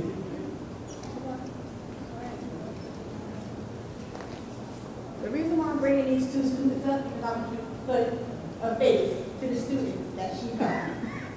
My son Mari and Rosalita. I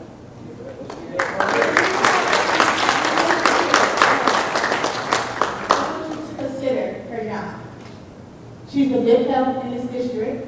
When my mom passed away last year, she was there for me and my son. She came to the funeral, and I get emotional because this is going to be a great loss to this district if you let her go. And to see these two young men here, and Dr. Adams, do you know their names? This is a Martin, and this is Rosalita. And you said that you wanted parents to go, you determined? All of us. You need to build a rapport with the parents in this district. Because there's no rapport with the parents. It needs to start with you, Dr. Adams. You're the head. And this district runs like the hospital. Who runs the hospital?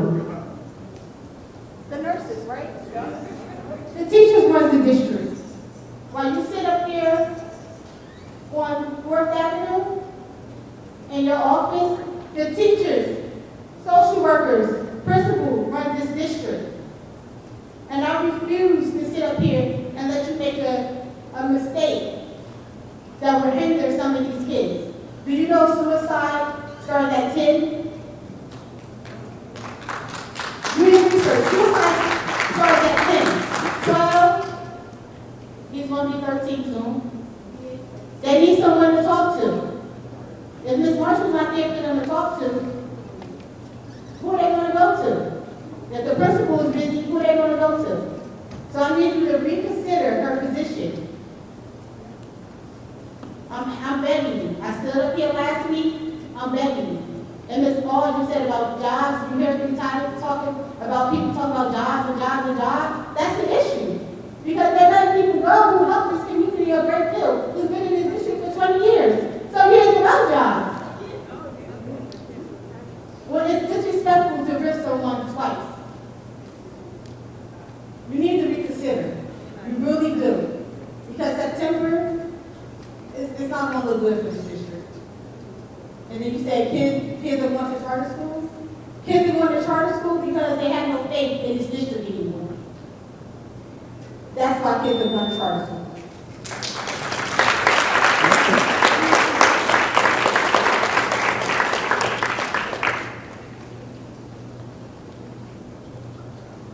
Bonsoir. Good evening. Good evening, I'm Juliette. Parce que je ne vais pas parler. Does not speak English, so she needs a translator. Mike. She does not speak English, so she needs a translator.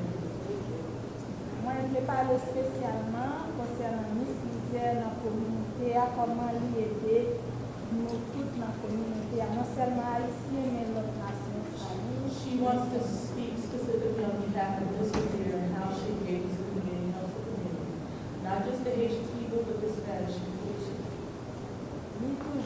pour aider nous mettre appointement à l'hôpital, nous connaissons, pour mettre appointement, c'est un live pour faire tout ça, pas qu'à faire.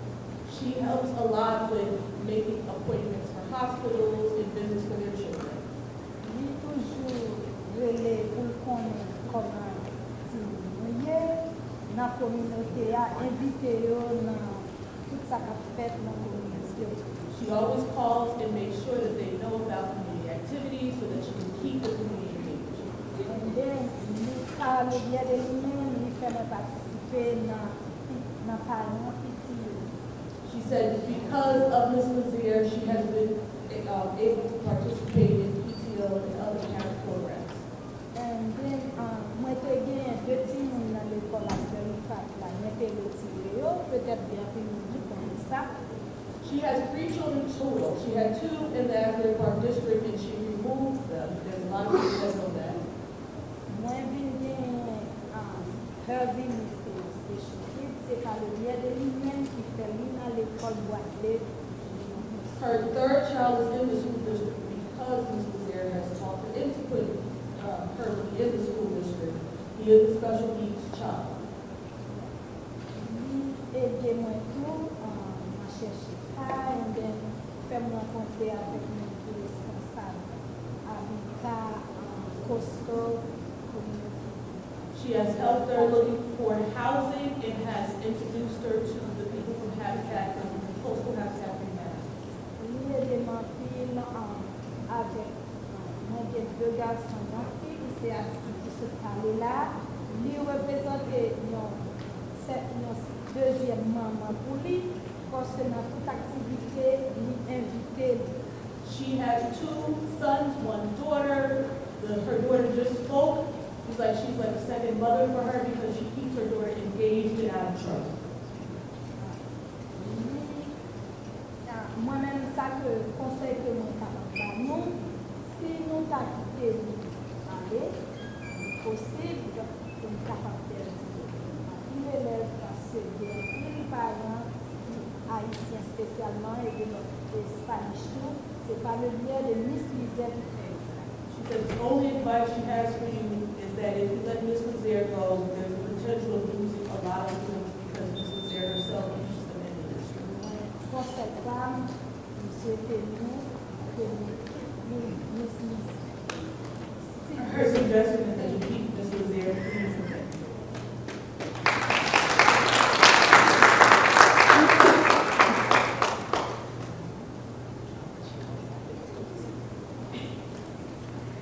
Good evening, everyone. I'm Cynthia Foster, resident of Asbury Park, and happy Teachers Appreciation Week. So I came up tonight to speak to how do we get our students back into this district. I've heard you guys compare Asbury Park School District to the charter schools about how we do not have the marketing that they have, or what, 1.33 million or whatever the figure was that was thrown out. But Asbury Park is 1 square mile. 1 square mile. Word of mouth is the only type of marketing you need in this community to bring your students back to the school. However, the word of mouth that is received of Asbury Park School District right now is that it is not the place to send your kids. I have taken my child out of the school district twice now. The first time, I took her out and I sent her to a charter school. Brought her back because I was under the impression that things would change, things were better, and that she would be receiving the services that she needed, as well as the supports that were promised to her upon bringing her back to the school. I then had to take her out of the school district again when I found out that you did not have the resources that you told me that you did have to provide my child. And then with the situation ongoing with my daughter, there has been instances where I've been lied to. There has been instances where administration has promised me that they will handle it personally, yet I have not heard anything from them in 2 months. The lack of documentation and communication. So all of those things combined will make a parent not give referral to a parent like, oh my God, Asbury Park is the place where you should bring your child.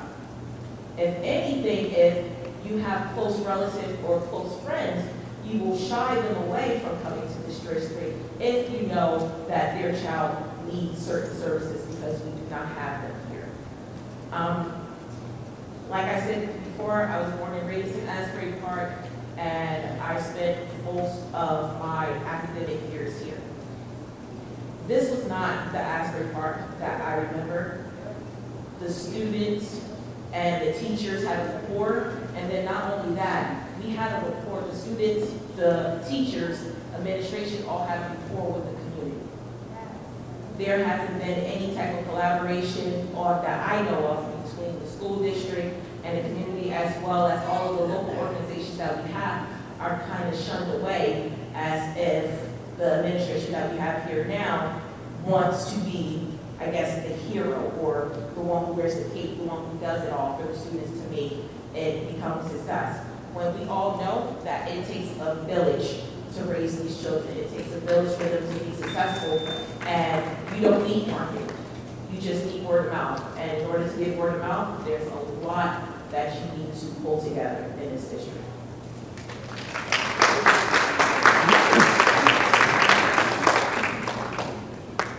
Hello, my name is Elizabeth.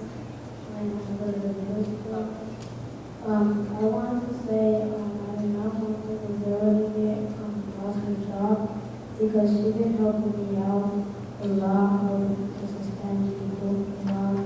And one time my sister started a lot, and she had me a dentist appointment and helping my mom and family members be okay. My house got burned on fire, and she bought paintbrush, she was getting money off her pocket, and she bought a lot of paintbrush, and was so happy and thankful for her.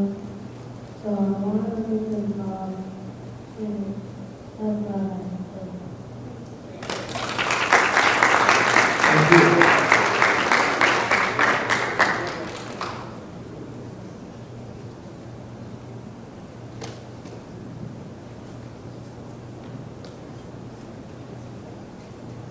Good evening, Madam President. My name is Stephanie Kelly. I'm a resident of Brick Township. I've been a special education teacher for 20 years here in Asbury Park. I am also the APBOE grievance chair. I'm here this evening to remind the Board of Education and the community of how much time and money has been spent on unnecessary grievances. In the past 18 months, the APA has filed and settled well over 40 grievances. The violations of our district policies and our APA contract continues. Our staff is targeted and retaliated against through the use of invalid letters of reprimand, accusations of insubordination, accusations of tone of decency, accusations of conduct unbecoming, and downright illegal increment withholdings based on faulty evaluations. Have correct evaluations procedures been followed? We know our staff hasn't been properly trained in their board-approved evaluation rubric because the administrators who were supposed to train them were using both the 2013 and 2023 Danielson rubric, and those two rubrics are completely different. Some people on that list have never been evaluated using this rubric at all. How can you withhold increments when your administration isn't following basic procedures mandated by law to evaluate staff? Board of Education, I ask you, before you agree to withhold the increments of your staff, let us wait until all staff, including administration, are properly trained to evaluate staff, and staff are aware of the rubrics that will hold them accountable. I'm asking you this evening to hold off the approving of withholding of increments tonight. Please, think about it. Thank you.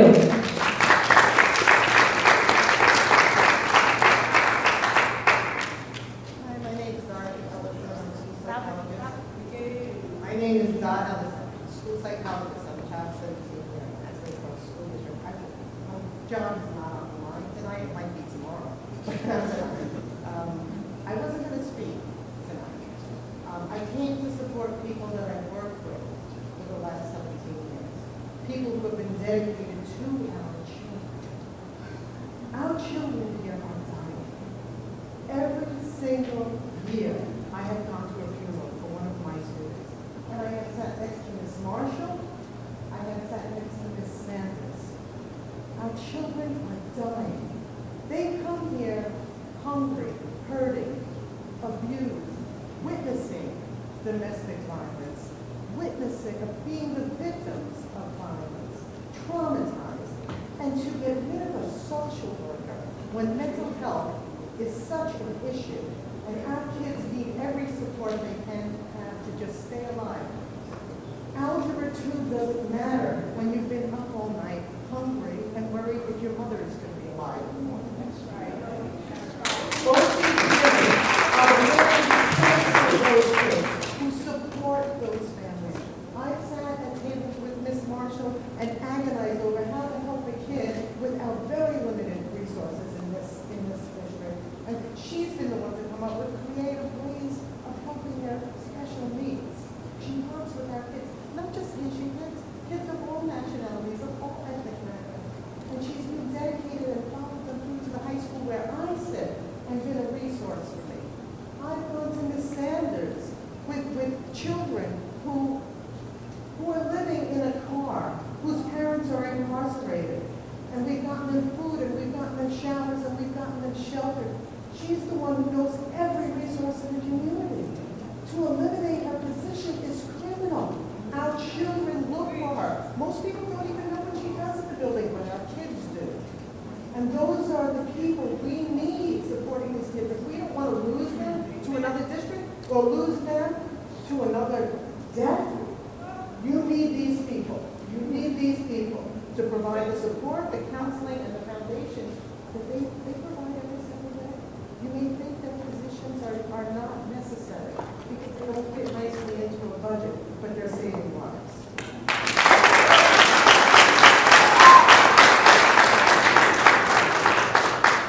Good evening, Madam Secretary. My name is Danielle Petrucci. I'm a resident of Middletown, and I'm a learning disability teacher consultant on the Child Study Team in Asbury Park Schools.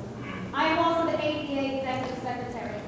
So here we are again, 18 days later, and again the agenda includes the elimination of critical positions we need in order to operate the district and support our children. A Director of Student Services, a Security Manager, Special Education and Instructional Coaches, Health and Safety Services Coordinators, Library Media Specialists, Teachers, Happy Teacher Appreciation, Security Guards and Custodians. And yet again, hidden just below the list of risks on the agenda includes the termination due to reduction in force of our bilingual Haitian Creole speaking social worker, Ms. Cassandra Marshall. Please refer to item 2A, where her employee ID number is listed. Just to remind everyone, this employee has a name. It's Cassandra Marshall. She's a social worker, our only Haitian Creole speaking child study team member, a child study team case manager, a counselor, the only social worker who's here in the summer, a crisis response team member, an INRS team member, a member of the suicide response team, an Asbury Park native, and an employee of Asbury Park Schools for over 20 years. She has been the person that parents trust and rely on for their well-being and academic support through the years. She has been the shoulder to cry on and the hand to hold when our parents have been told, your child has a disability. She is often the sole resource when families request guidance, especially our Haitian families.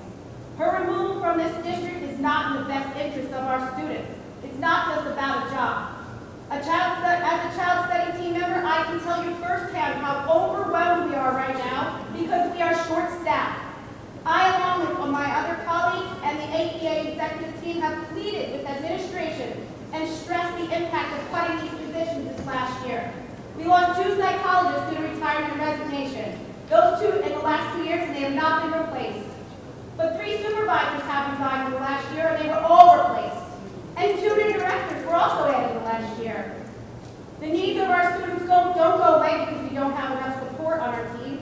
They don't go away when we add more administrative positions.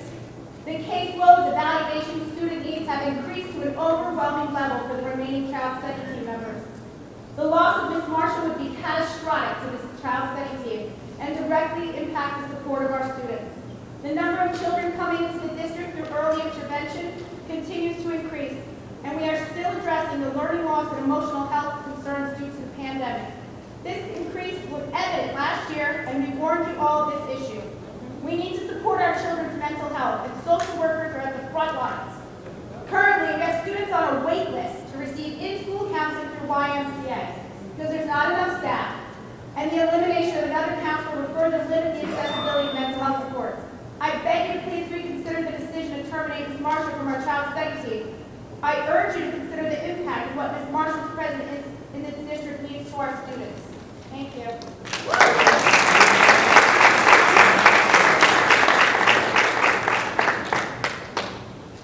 Hello, my name is Christine DeMarcos. I'm here from New Jersey.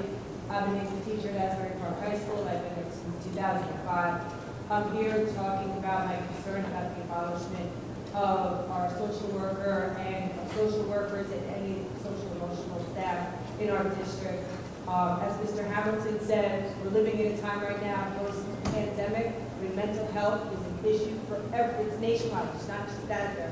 Although Asbury Park is a trauma-filled community, and getting rid of social emotional support staff and programs is detrimental to the education of our students. We cannot teach algebra, English, until our students have their social emotional needs met.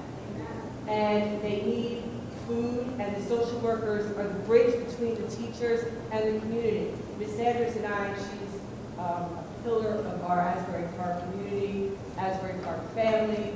We became friends because as a teacher, students come to me and they talk to me, and I can always go to Ms. Sanders. She is the bridge between our students and the community. The social workers save the lives of our students, and getting rid of them would be actually getting rid of our students. We live in a place where we have, Ms. Sanders, I know, as a social worker in our school, she coordinates the health crisis response team. She does social suicide prevention, interventions. She also facilitates programs such as pregnancy prevention, grief counseling. She started Challenge Day in our school years ago, and so many other programs that have been a positive impact on our students and have actually created leaders in our community right now because she's been in our district for 23 years.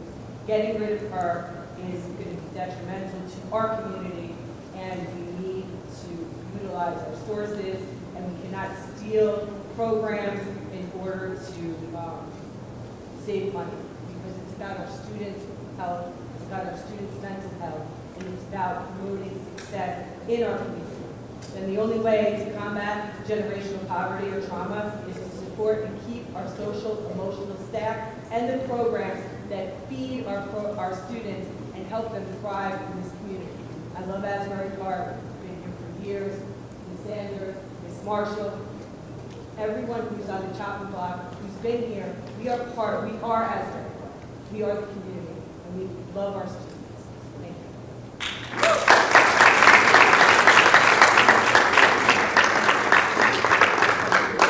Hello. My name is Emily Whitford. I'm a resident of Union County and a speech language pathologist on the related service team. I'm here to urge you to save Cassandra Marshall's position as social worker.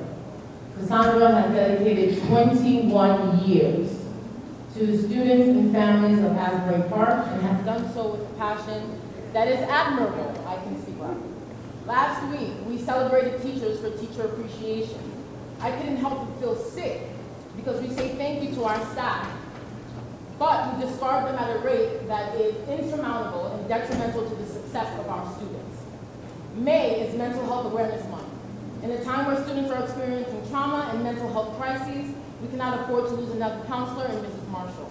According to the CDC, more than 4 in 10 students in the U.S. felt persistently sad or hopeless. Nearly 1/3 experience poor mental health, and more than 10% of students seriously considered suicide. According to NewJersey.gov, a 2021 report from the Substance Abuse and Mental Health Service Administration revealed that common diagnoses for children aged 3 to 17 include ADHD, behavioral conduct problems, anxiety, and depression. They also state that schools are in a distinct position to A, recognize early signs of mental, behavioral, and developmental disorders, B, provide social emotional support services, and C, foster the skills necessary to address challenges during the adolescent years. And in doing so, schools can contribute to the overall emotional, social, and academic success of each student, end quote. Ironically, May is also Haitian Heritage Month. Yes. The elimination of multilingual staff, specifically our only Haitian Creole-speaking social worker, limits opportunities to appropriately assess or intervene with our non-English speaking students and their families.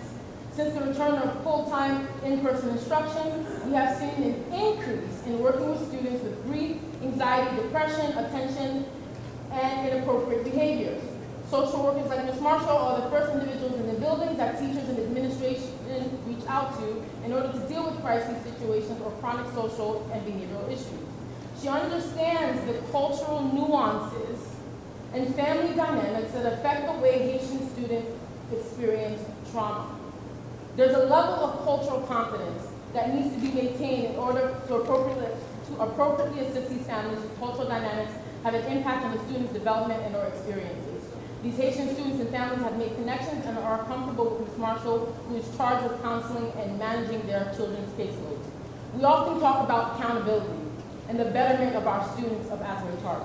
Yet sometimes our actions go against our words. It's the actions that are important.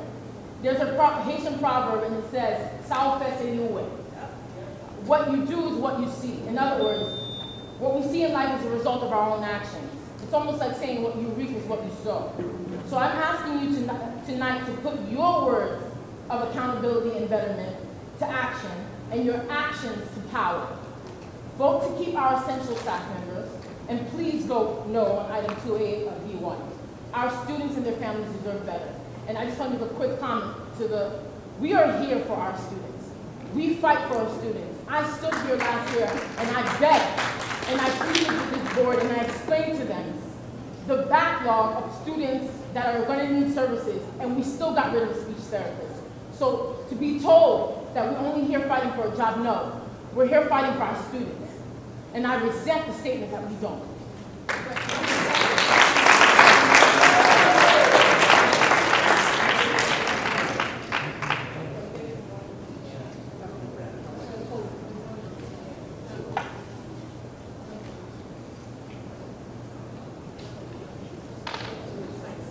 Okay, at this time, I'll close public participation.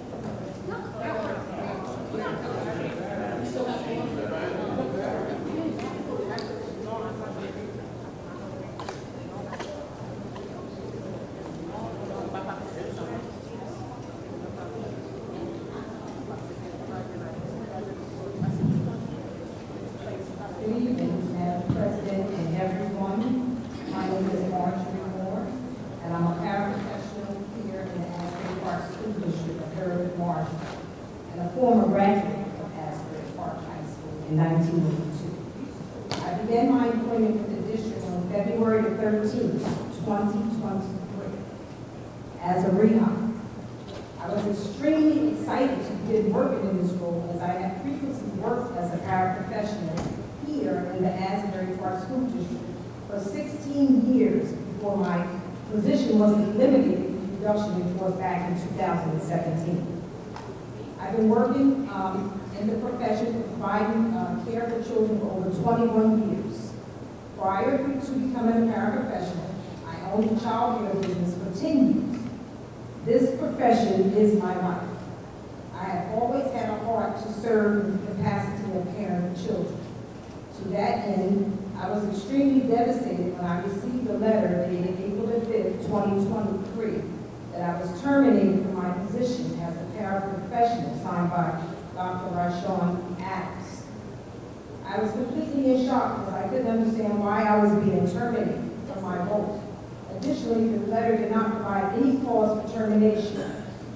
During the days of me working, I had no work performance issues brought to my attention while I was there. I continued to ponder on what could have occurred, but I couldn't think of any situation or incident that could have led to my dismissal.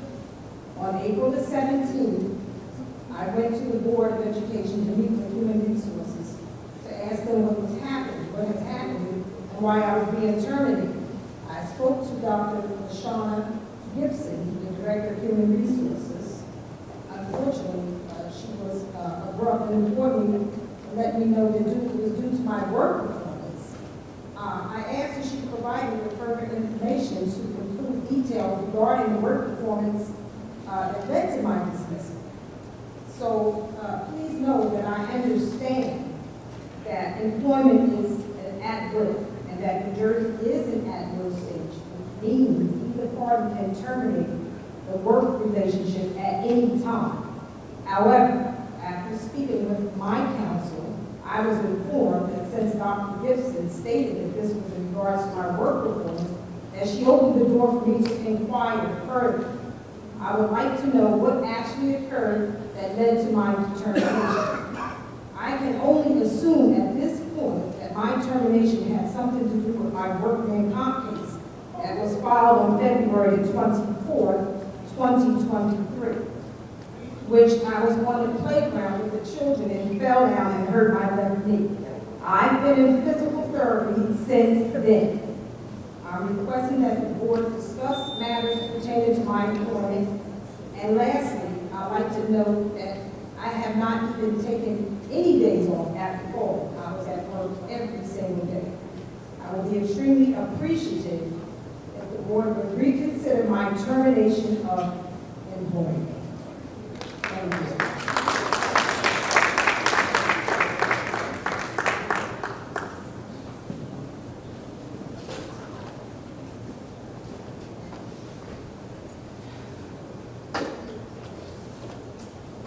Good evening, Madam President. My name is Sheldon Sanders, and I am the Health and Social Service Coordinator at Asbury Park High School. Some of you know me, some of you don't. I have been the Health and Social Services Coordinator at Asbury Park High School for the last 23 years, where I've given my all to the students and families of Asbury Park, providing counseling, support, and referrals. I've assisted students experiencing homelessness, the effects of trauma, gender identity issues, and abuse, among other issues. In response to the needs of our students, I have implemented the teen parenting program, a peer mediation program, and a student mentoring program. I've cultivated collaborative relationships with the Central Jersey Family Health Consortium, the Community YMCA, Wellspring Center for Prevention, Empower Somerset, the Center for Great Expectations, and the Mental Health Association of Monmouth County to bring needed services and programs to our students. I've helped develop policies and procedures for Section 504, IMRS, pregnant and parenting students, and crisis response. I am the one that Dr. Howard Morris calls at night or on the weekends when there is a traumatic event that impacts our staff and students, so that I can coordinate not only the high school team where I am located, but so I can also assist with mobilization and coordination of the teams in the other buildings, so that I can provide support to those teams. I'm not sure if everyone knows this, but there was a 4 or 5 year period where we lost a student every single year. And I, along with my fellow crisis response team members, was on the front line for days, assisting students and staff to manage their feelings regarding those traumatic events. Currently, I am coordinating 4 youth development / SEL programs at the high school and 1 at the upper elementary school, where I am not housed, but I became aware of a program that would help those students and reached out to Ms. Cassandra Marshall to say to her, I'm aware of a program. Do you think that your girl could benefit from it? We sat in on that program last week with approximately 12 young ladies in grades 4 through 6, and it was astounding how at the first session they opened up and they shared, and it was obvious that that program was so needed for those students. I provided support to students and families in their homes, at the grocery store, at the mall, and the laundromat. I have so often assisted families outside of school that my own child sometimes felt slighted. I provide suicide risk assessments for our students, and on more than one occasion, I have sat in crisis with a student and their parent as they went through the process of being evaluated. As other people have said before you, we are in a mental health crisis right now. And letting go of people who can provide emotional and mental health support to our students is not the right way to go. Thank you.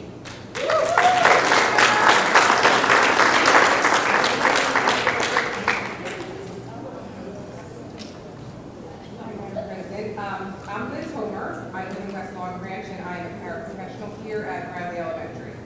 I'm here to talk about security. At a time where we should be adding security staff, we are now cutting. Why are we not taking into consideration the lives of our students and staff? Please don't think a mass shooting can't happen here. Do you think that the parents, teachers, and students in Uvalde, Texas, or Nashville, Tennessee thought it would happen in their school? In an America where we have 200 mass shootings and 2 school shootings since January, we are all vulnerable. It absolutely boggles my mind that it's even a consideration to get rid of any security instead of hiring more. What is most important to you? The lives of the students and staff are most important to me. My life is important to me. I am not ignorant to the fact that there are people who could easily get into our schools and cause harm to us. Let's make the right choice for our district, for our students, for our staff, or our lives. Don't cut essential workers while risking the lives of everyone else.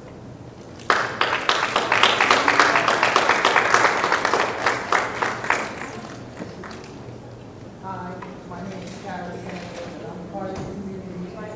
I left my event because it was so important to get here. Asbury Park would always be my first love. Mr. Jordan is the reason why I'm the woman I am today, why my children are the people who are today, today. I think we should keep Mr. Jordan because he changed my life. Being in Asbury Park School, talking to me, letting me know that I'm loved, letting me know that sky's the limit, you can do whatever you want to do. He's not just a security guard, but he's someone you can talk to, because you have to realize some of these kids don't want to go home or not happy at home, but coming to school make it easy with these lovely teachers, as I see right here today, that care. When I went to school in the 80s, and I want to make Asbury Park great again. And we need you guys to understand what these people are saying here, what Mr. Jordan has done for me. Right now, my son works for the Fed right now. I would never believe that in a million years, but with this man directing me and telling me how to be an upstanding citizen, I taught my children that. The point is, Asbury is the people that care and that love the community and love being who they are, these teachers here. Now, we can either let teachers go that care and bring people in here that don't care about our kids and let it get worse. I left my event to get here because it was important so you can see that it is people in the community that do care. My daughter works in the medical field. My 15-year-old daughter plays basketball. I want to come talk to you guys like I did in Neptune to get a basketball program started for these girls and these boys so they can stay off the street and realize they got people like me and Mr. Jordan that care. I just want you to see these people here. I listen to them. I see how it was like in the 80s, how they cared about us.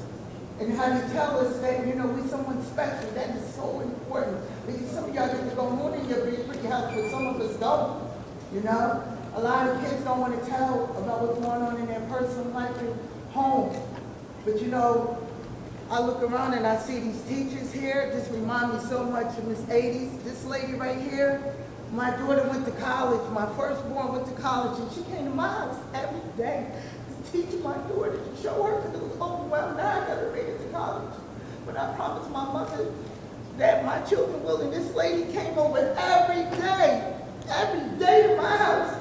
I didn't know, but my daughter, she's amazing right now. Let's make Asbury Park great again. Let's get these students back staying in school and off the streets. Let's figure out a plan. If you don't have the budget, then let's figure out how we can raise the money like we used to do in the 80s. Right? 70s? Well, I'm the 80s. I'm, you know, the 80s. You know?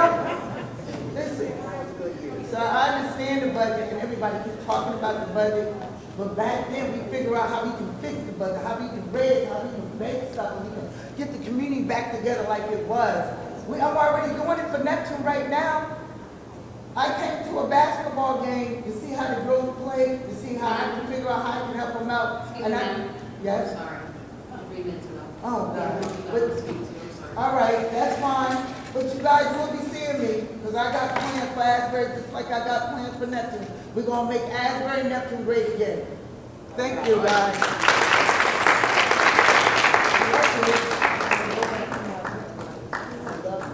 I keep doing that good job. Good evening. I'll be back. My name is Meg Watkins. I am a special education teacher here in the district. And I've been in the district for just about 20 years now. I have had the wonderful opportunity to work with many administrators and coworkers. I have seen them come and I have seen them go. I'd like, though, to address several issues. I don't want to reiterate a lot of things, but I just want to go over them. As for the issue of loss of students to charter schools, I absolutely agree. I'm astounded at how many we have lost over the years. And it proves me because we have the highly qualified staff and personnel here that can meet the needs of our students. But I've seen some lack of initiatives by our district to actively pursue to bring them back, to go out and ask why are you leaving? What is it that we can do to make you want to be back here? Just as we've lost our students, we've also lost dedicated, caring, concerned educators. We have lacked adequate materials to teach the children. We have changed our curriculum in 20 years. I can't even tell you how many times. And we never give it a chance to see what the final outcome would be. How are they going to, what can we see in 5 years? What success rate are we going to see with that one program? And I have yet to see one yet go through, to follow through for at least 5 years. I think if we did that, I don't think we would see the struggles that we do. I don't think it would be as great. I also have concern about losing our highly trained and credentialed security, Louis Jordan. I've had the pleasure personally to work with him. He has personally had me go on the website for the government to do training, to be certified for crisis management. And he has, since I've seen him arrive, he has implemented many emergency services that we have now, addressing issues, safety concerns, have trained our personnel, and make sure that they are following through the security officer, doing their job to make us, not just teachers, not just administrators, but our students feel safe. Not only we're losing the head of security, but we have student services and staff being cut. Staff, that is very, very important. I know they've said about statistics about depression and the loss of life, and I have been in every single school. We need to come together as a team. We need to sit down together, administrators and teachers and educators, and look at who we have, who is here, and address the concerns and work together to build the community that we want. We need to, instead of going on losses, we need to make it a big win. I ask you to consider that. Thank you.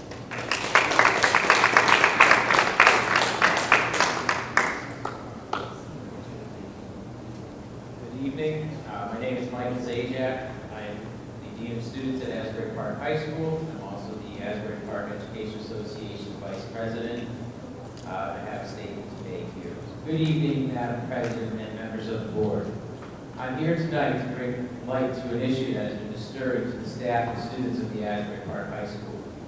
The issue revolves around the current athletic director and his behaviors towards the staff and students. Back in February, there were a series of issues between students and the athletic director.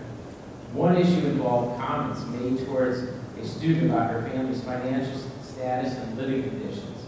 The athletic director flashed a money roll and told the student he had more money than her family. The issue was reported by the student, her parent, and staff. Was this investigated? Were staff members questioned? Asked to give a statement? Nope, nothing happened. There were no interviews, questions, or statements made. Another issue occurred when the athletic director and a student had a heated verbal exchange, and the athletic director expressed to the young man he should have his father come in and perform oral sex on him if he even has a father. While all this is extremely disturbing, the biggest disappointment is the lack of investigation in each of these incidents. There were emails sent to offer details of these situations because the staff members who witnessed these exchanges were doing their professional obligation to protect the students. And what happened? Nothing. No reprimand, no investigation, nothing. What are we teaching here? The message is crystal clear. If you're a Dr. Adams crony, not only can you speak to the students and staff in any manner, you have no worries because he will throw a blind eye to it. And if you don't believe me, ask Dr. Adams to show you his response to the emails pertaining to this matter. You won't find any because they don't exist. The irony is Dr. Adams responds to most emails within minutes. To further prove this point, staff members have received letters of reprimand, low observation scores, and a host of other antagonistic behaviors in connection with this athletic director. Thank you.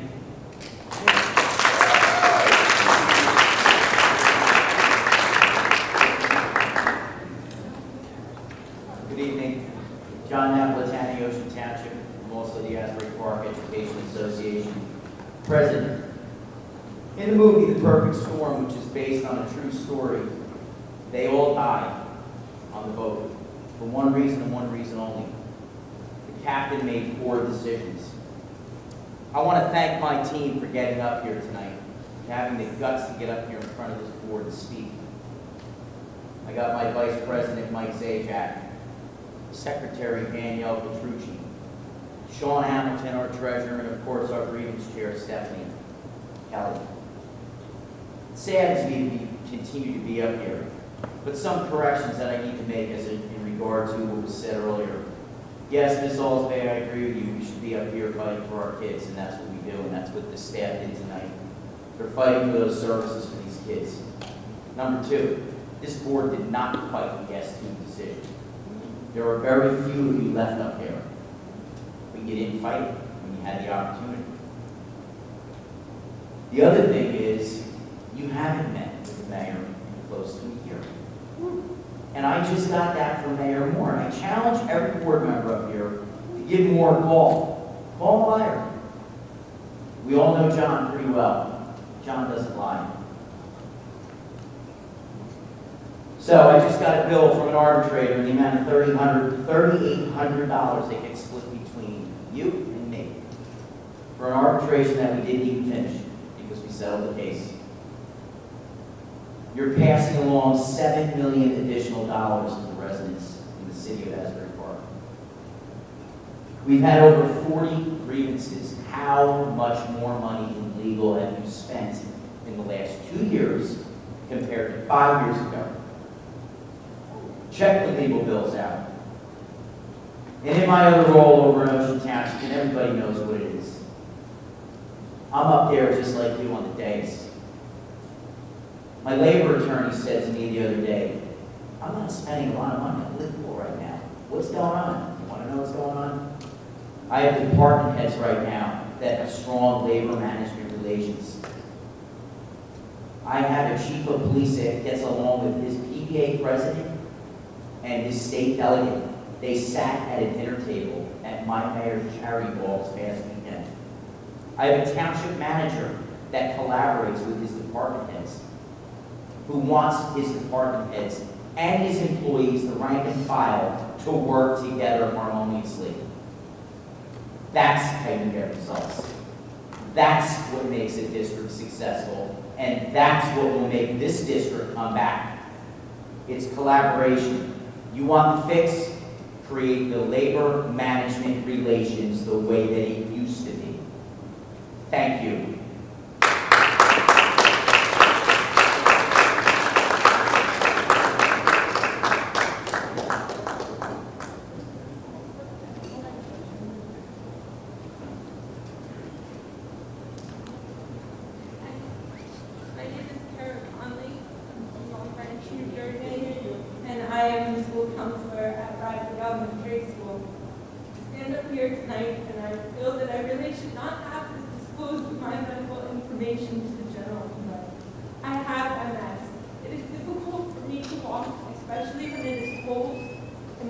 high speed? And are you aware that there was, and still is, a trailer sitting outside there for 6 months covering handicapped spots? That violates so many federal laws, the Equal Employment Opportunity Commission, and the ADA laws of 1990. All right here, there are letters in my file with HR that you requested and I provided, and still you are trying to cap my salary and just really make my life miserable. That is not okay. So I ask you to please really think about that. I put my heart into what I do and I love these children. And it's not okay, and it's not right, and it's federally wrong. Thank you for your support.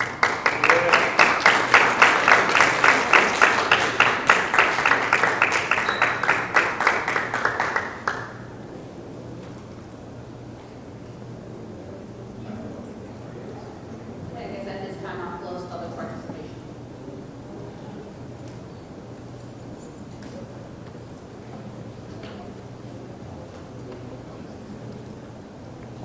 Before now that we've closed, we're already going to exec. But I want to make it clear, if I didn't attack anyone's integrity as an educator, and it's not fair to pick and choose words to entice a crowd. I merely stated what I've noticed the year, 5 months that I've been on this board, is that every time I'm here, I'm hearing about, the issues with personnel.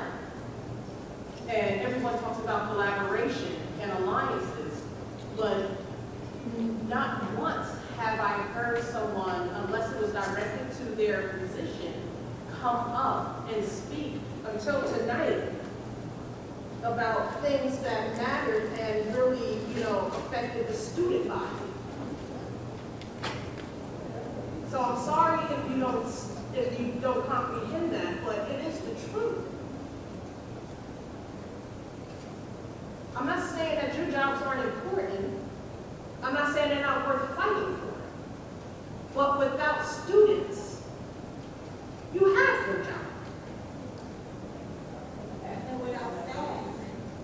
Well, there is no staff without students. Yep. Right.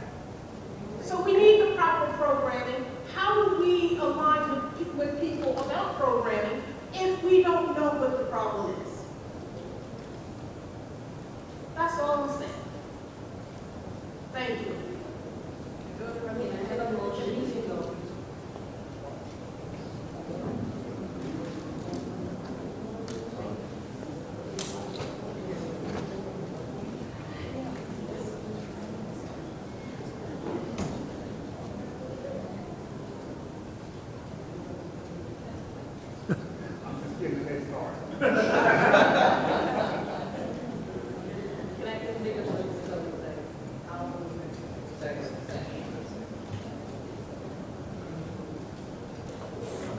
The board is going to retire to close executive session to discuss matters of attorney-client information as well as personnel and ongoing litigation.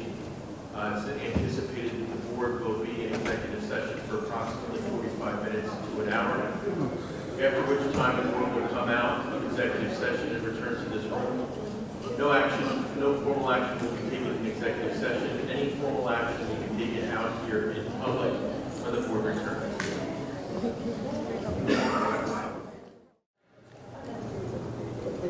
Okay, we'll try this again. Good evening, everyone. Thank you for your patience.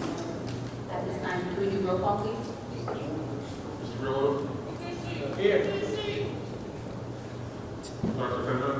Here. Mr. Remy? Here. Ms. Ricks? Here. Mr. Rogers? Here. Mr. Saunders? Here. Ms. Ellsworth? Here. Ms. Cook? Here. I've asked for a consent agenda on all items from B11 through B2 number 4. Move it.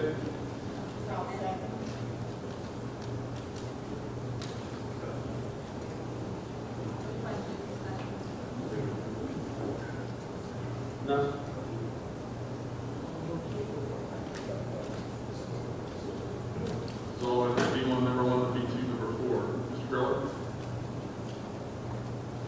Okay, be patient.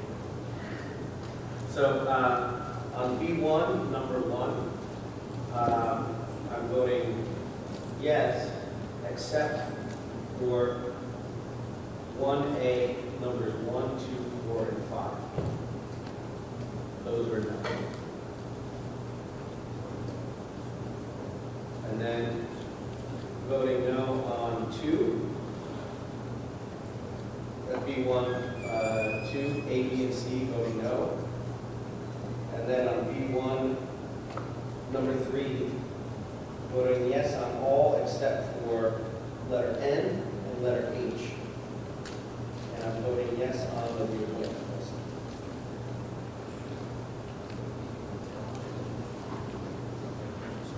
Mr. Grillo, the N and H, you said B1, number 3, yes on all except for N and H, or N and H no? That's on B2, those are no. Yeah, those are no. Thank you. N and H. Ms. Briggs? Yes, on all. Thank you. Dr. Penna? Be patient. That's when I was going to leave it. On B1, number 1A, it's yes on everything except for A1, 2, 4, and 5. 1, 2, 4, 5, no. No. Okay, and B1, number 2 is no on A, B, and C. And then on number 3, it's yes on everything except for H and N. Those are no's. H and N as a Mary? H and N as in Nancy. Thank you. And then number 4 is yes.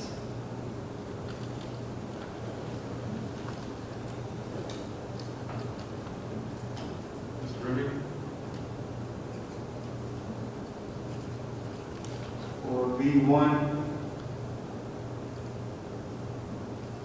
For B1, section 1 and 2, no. B1, 3, yes, and B2, 4, no.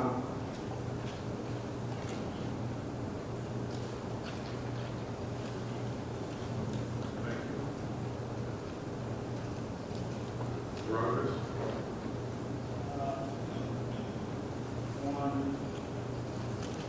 One, 2, 3, 4, and 5 are no.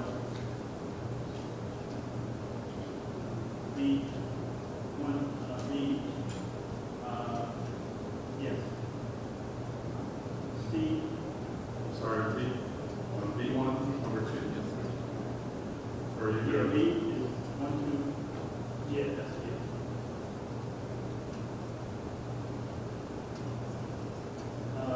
Two, A, B, and C, no. 1, 3.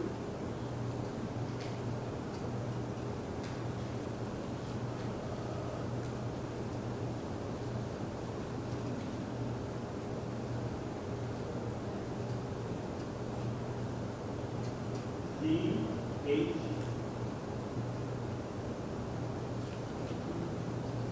and K, I, M, R, no. And on the reappointment, there's a person on the reappointment list that I wanted to take off.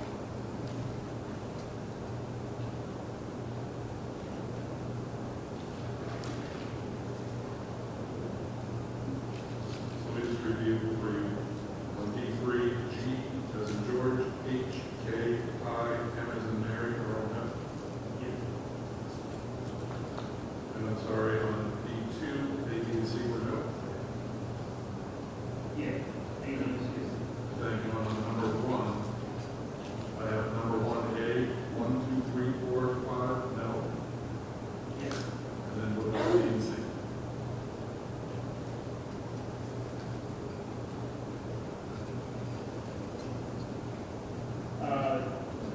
They're there yet.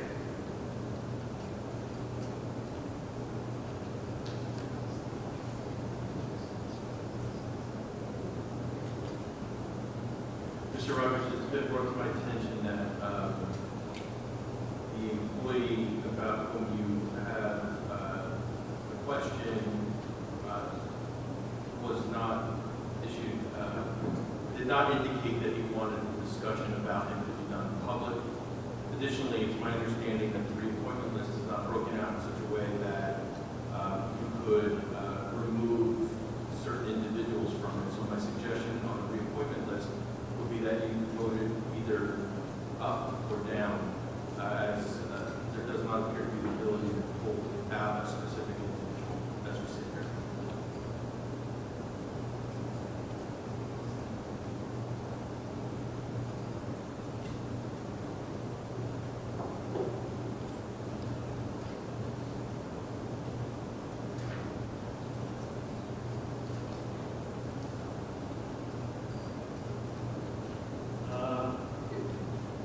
Probably the only person, so I'll go with that.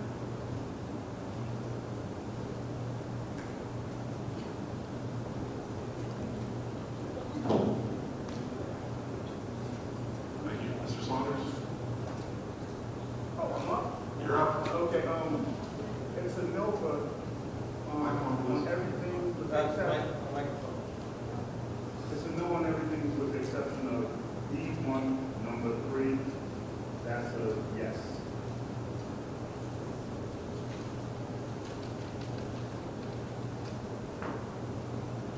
So no on all except B1 number 3. Yes. Thank you, Ms. Olford.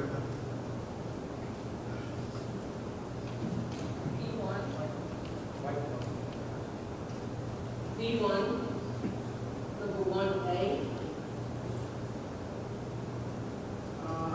Let's see, A1 is a no. 2 is a yes. 3 is a no. 4 is a no. 5 is a no.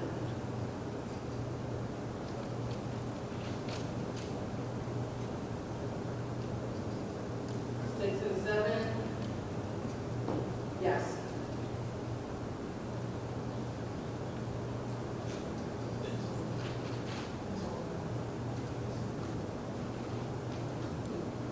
B1? No.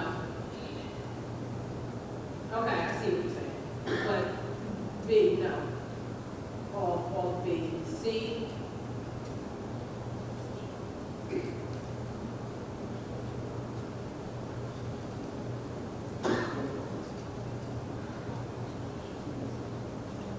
Roll again, B1, 1C. 1C, yes. So yes. B1, 2, they're all no. 3, they're all yes, except for N and H.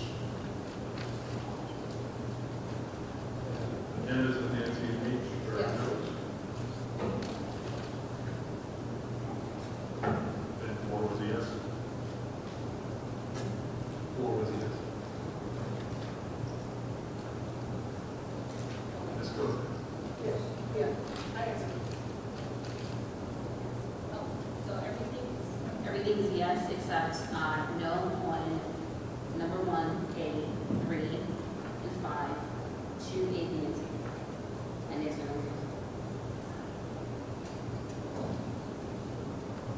I'm sorry, B1, A5.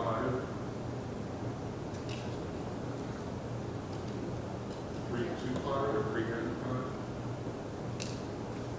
345 or 35? 3, 5.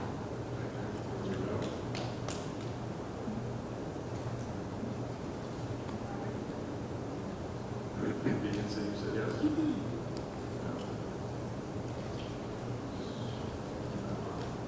Yes, all recommended. Thank you.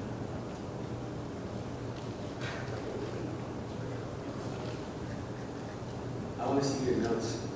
Just checking after that. And so are we taking a half hour break now?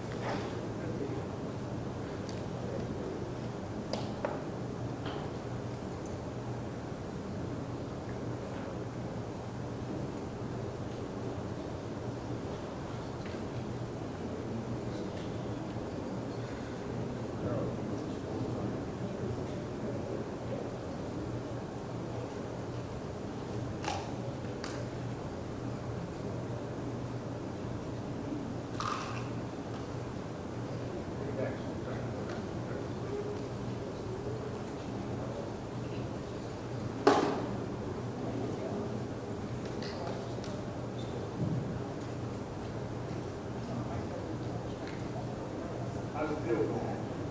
How's it feel?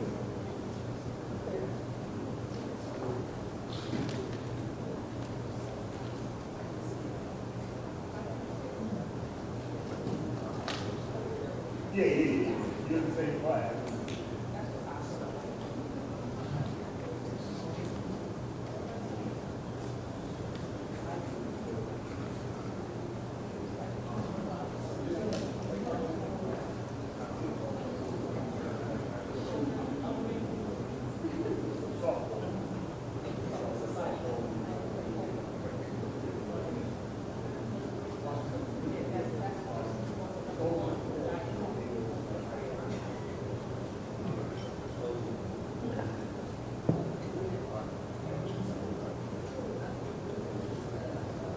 Yes.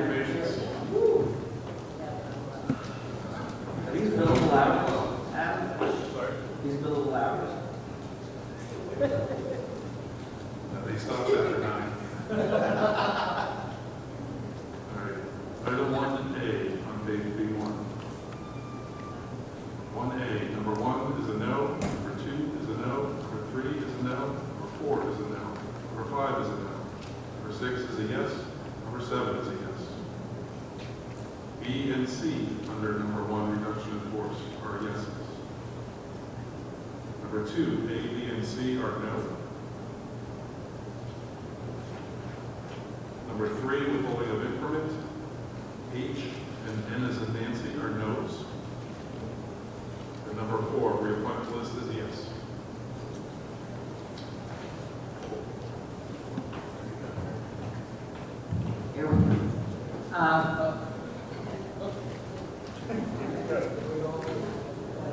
After all that, I could say you a lot of times, I'd just like to call the board's attention to, which I know you already know, but for the audience as well, that number B1, B2, all of those are in support of what will eventually be voted on tonight, sometime I hope, which is the annual school budget. Now, my understanding of this is, so I'm notifying the board of my intent to review this, take it under advisement. My understanding is that because number 1 and number 2 are in support of the budget itself, it does not necessarily mean, if the budget is passed, that that particular item has to be reduced or eliminated in order to support the budget if the administration, with the recommendation of the superintendent, can find a substitute in a review of the budget that could be placed in place of this. Is everybody following me? Because I know I'm rambling a little here. In other words, let's take a number, since there's no number 8 under one, let me say, if number 8 was listed here and it's now being recorded as a no, that position was being used to support the number in the budget as a reduction. If it is the board's intention not to reduce that particular position, it is my understanding that we have to find an amount of money equal to that somewhere in the budget that would do the same thing as that position would do if it were eliminated. Am I confusing everybody? Monetarily, yes. But not necessarily staff, I'm sorry to cut you off, but not necessarily staff anywhere in the budget. That's right. So once the budget's voted on, we clarify that. I will sit down tomorrow with the business administrator, assistant, and superintendent, and anyone that the superintendent wishes to include, and we will review all of these. I will notify the board immediately of whatever decision we make on them. Now, number 3, which is the withholding of increment, I'm notifying the board that I'm not reviewing that or changing. Whatever the board's decision on that is tonight will stay, as far as I am concerned, as the monitor. I will not overrule you on that particular item. Any questions? I think Question, if you're reviewing those positions, and is there a timeline that we need to see in other finance companies? Yeah, as I mentioned before, and I respect what Mr. Reddy said about it, he didn't think it was too late. It's too late for this budget. The entire state is filing its budget and must file it this week. So, you know, the assumption that maybe there is the possibility, for instance, that mayor or council would meet with the board and even cooperate with a money issue. There's no time before the tax levy has to be struck in order for money to be raised, unless somebody just wants to write out a check for it. Was saying, come on, Joe, go down and get a check. Seriously. So for this year, now, that said, there is nothing that prevents the board along the way, once the budget, and again, Adam, you can correct me, The budget is the budget, but obviously, all throughout the year, you have your ability to approve or not approve certain items in the budget when they come up for approval. So if there was something that the board decided they wanted to forego in lieu of something else, they certainly could do that. So it's not the end of your say in this. You still can come back to Rogers and review it and raise questions and deny, for instance, a purchase order that or a position.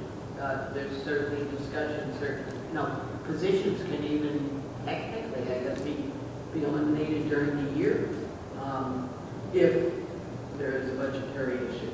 So what you're saying is we need to sharpen our pencil for the rest Yeah, of the year? yeah, everybody should, yeah. So to meet the deadlines, we'll just go ahead with the second part of this, which is the actual approval of the budget itself. Have a motion for item C1, number 1 through C2, number 5. Moved by Ms. Briggs, second by Ms. Cook. Questions or comments?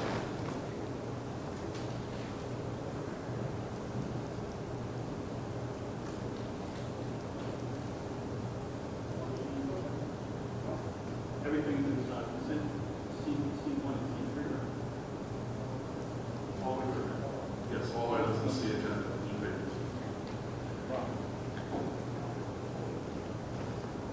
Seeing no questions, Ms. Briggs? Yes. Ms. Cook? Yes. Mr. Grillo? Yes. Voting no on C1, C1.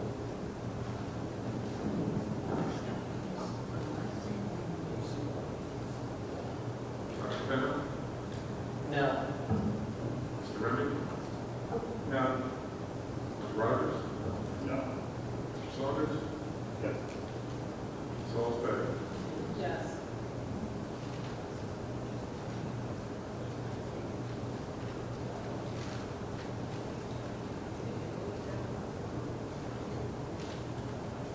So 4 and 4 does not pass. Well, let me come back.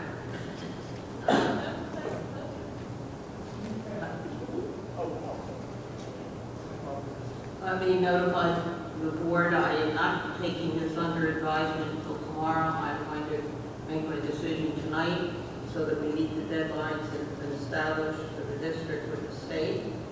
And I will, at this point, override your vote and pass the budget. On one, yeah.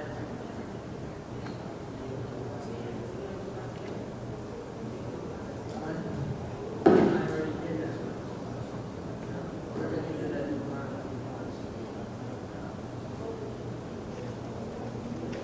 Any questions? Thank you. I know this has been a difficult process for everybody. Have a motion to adjourn? No,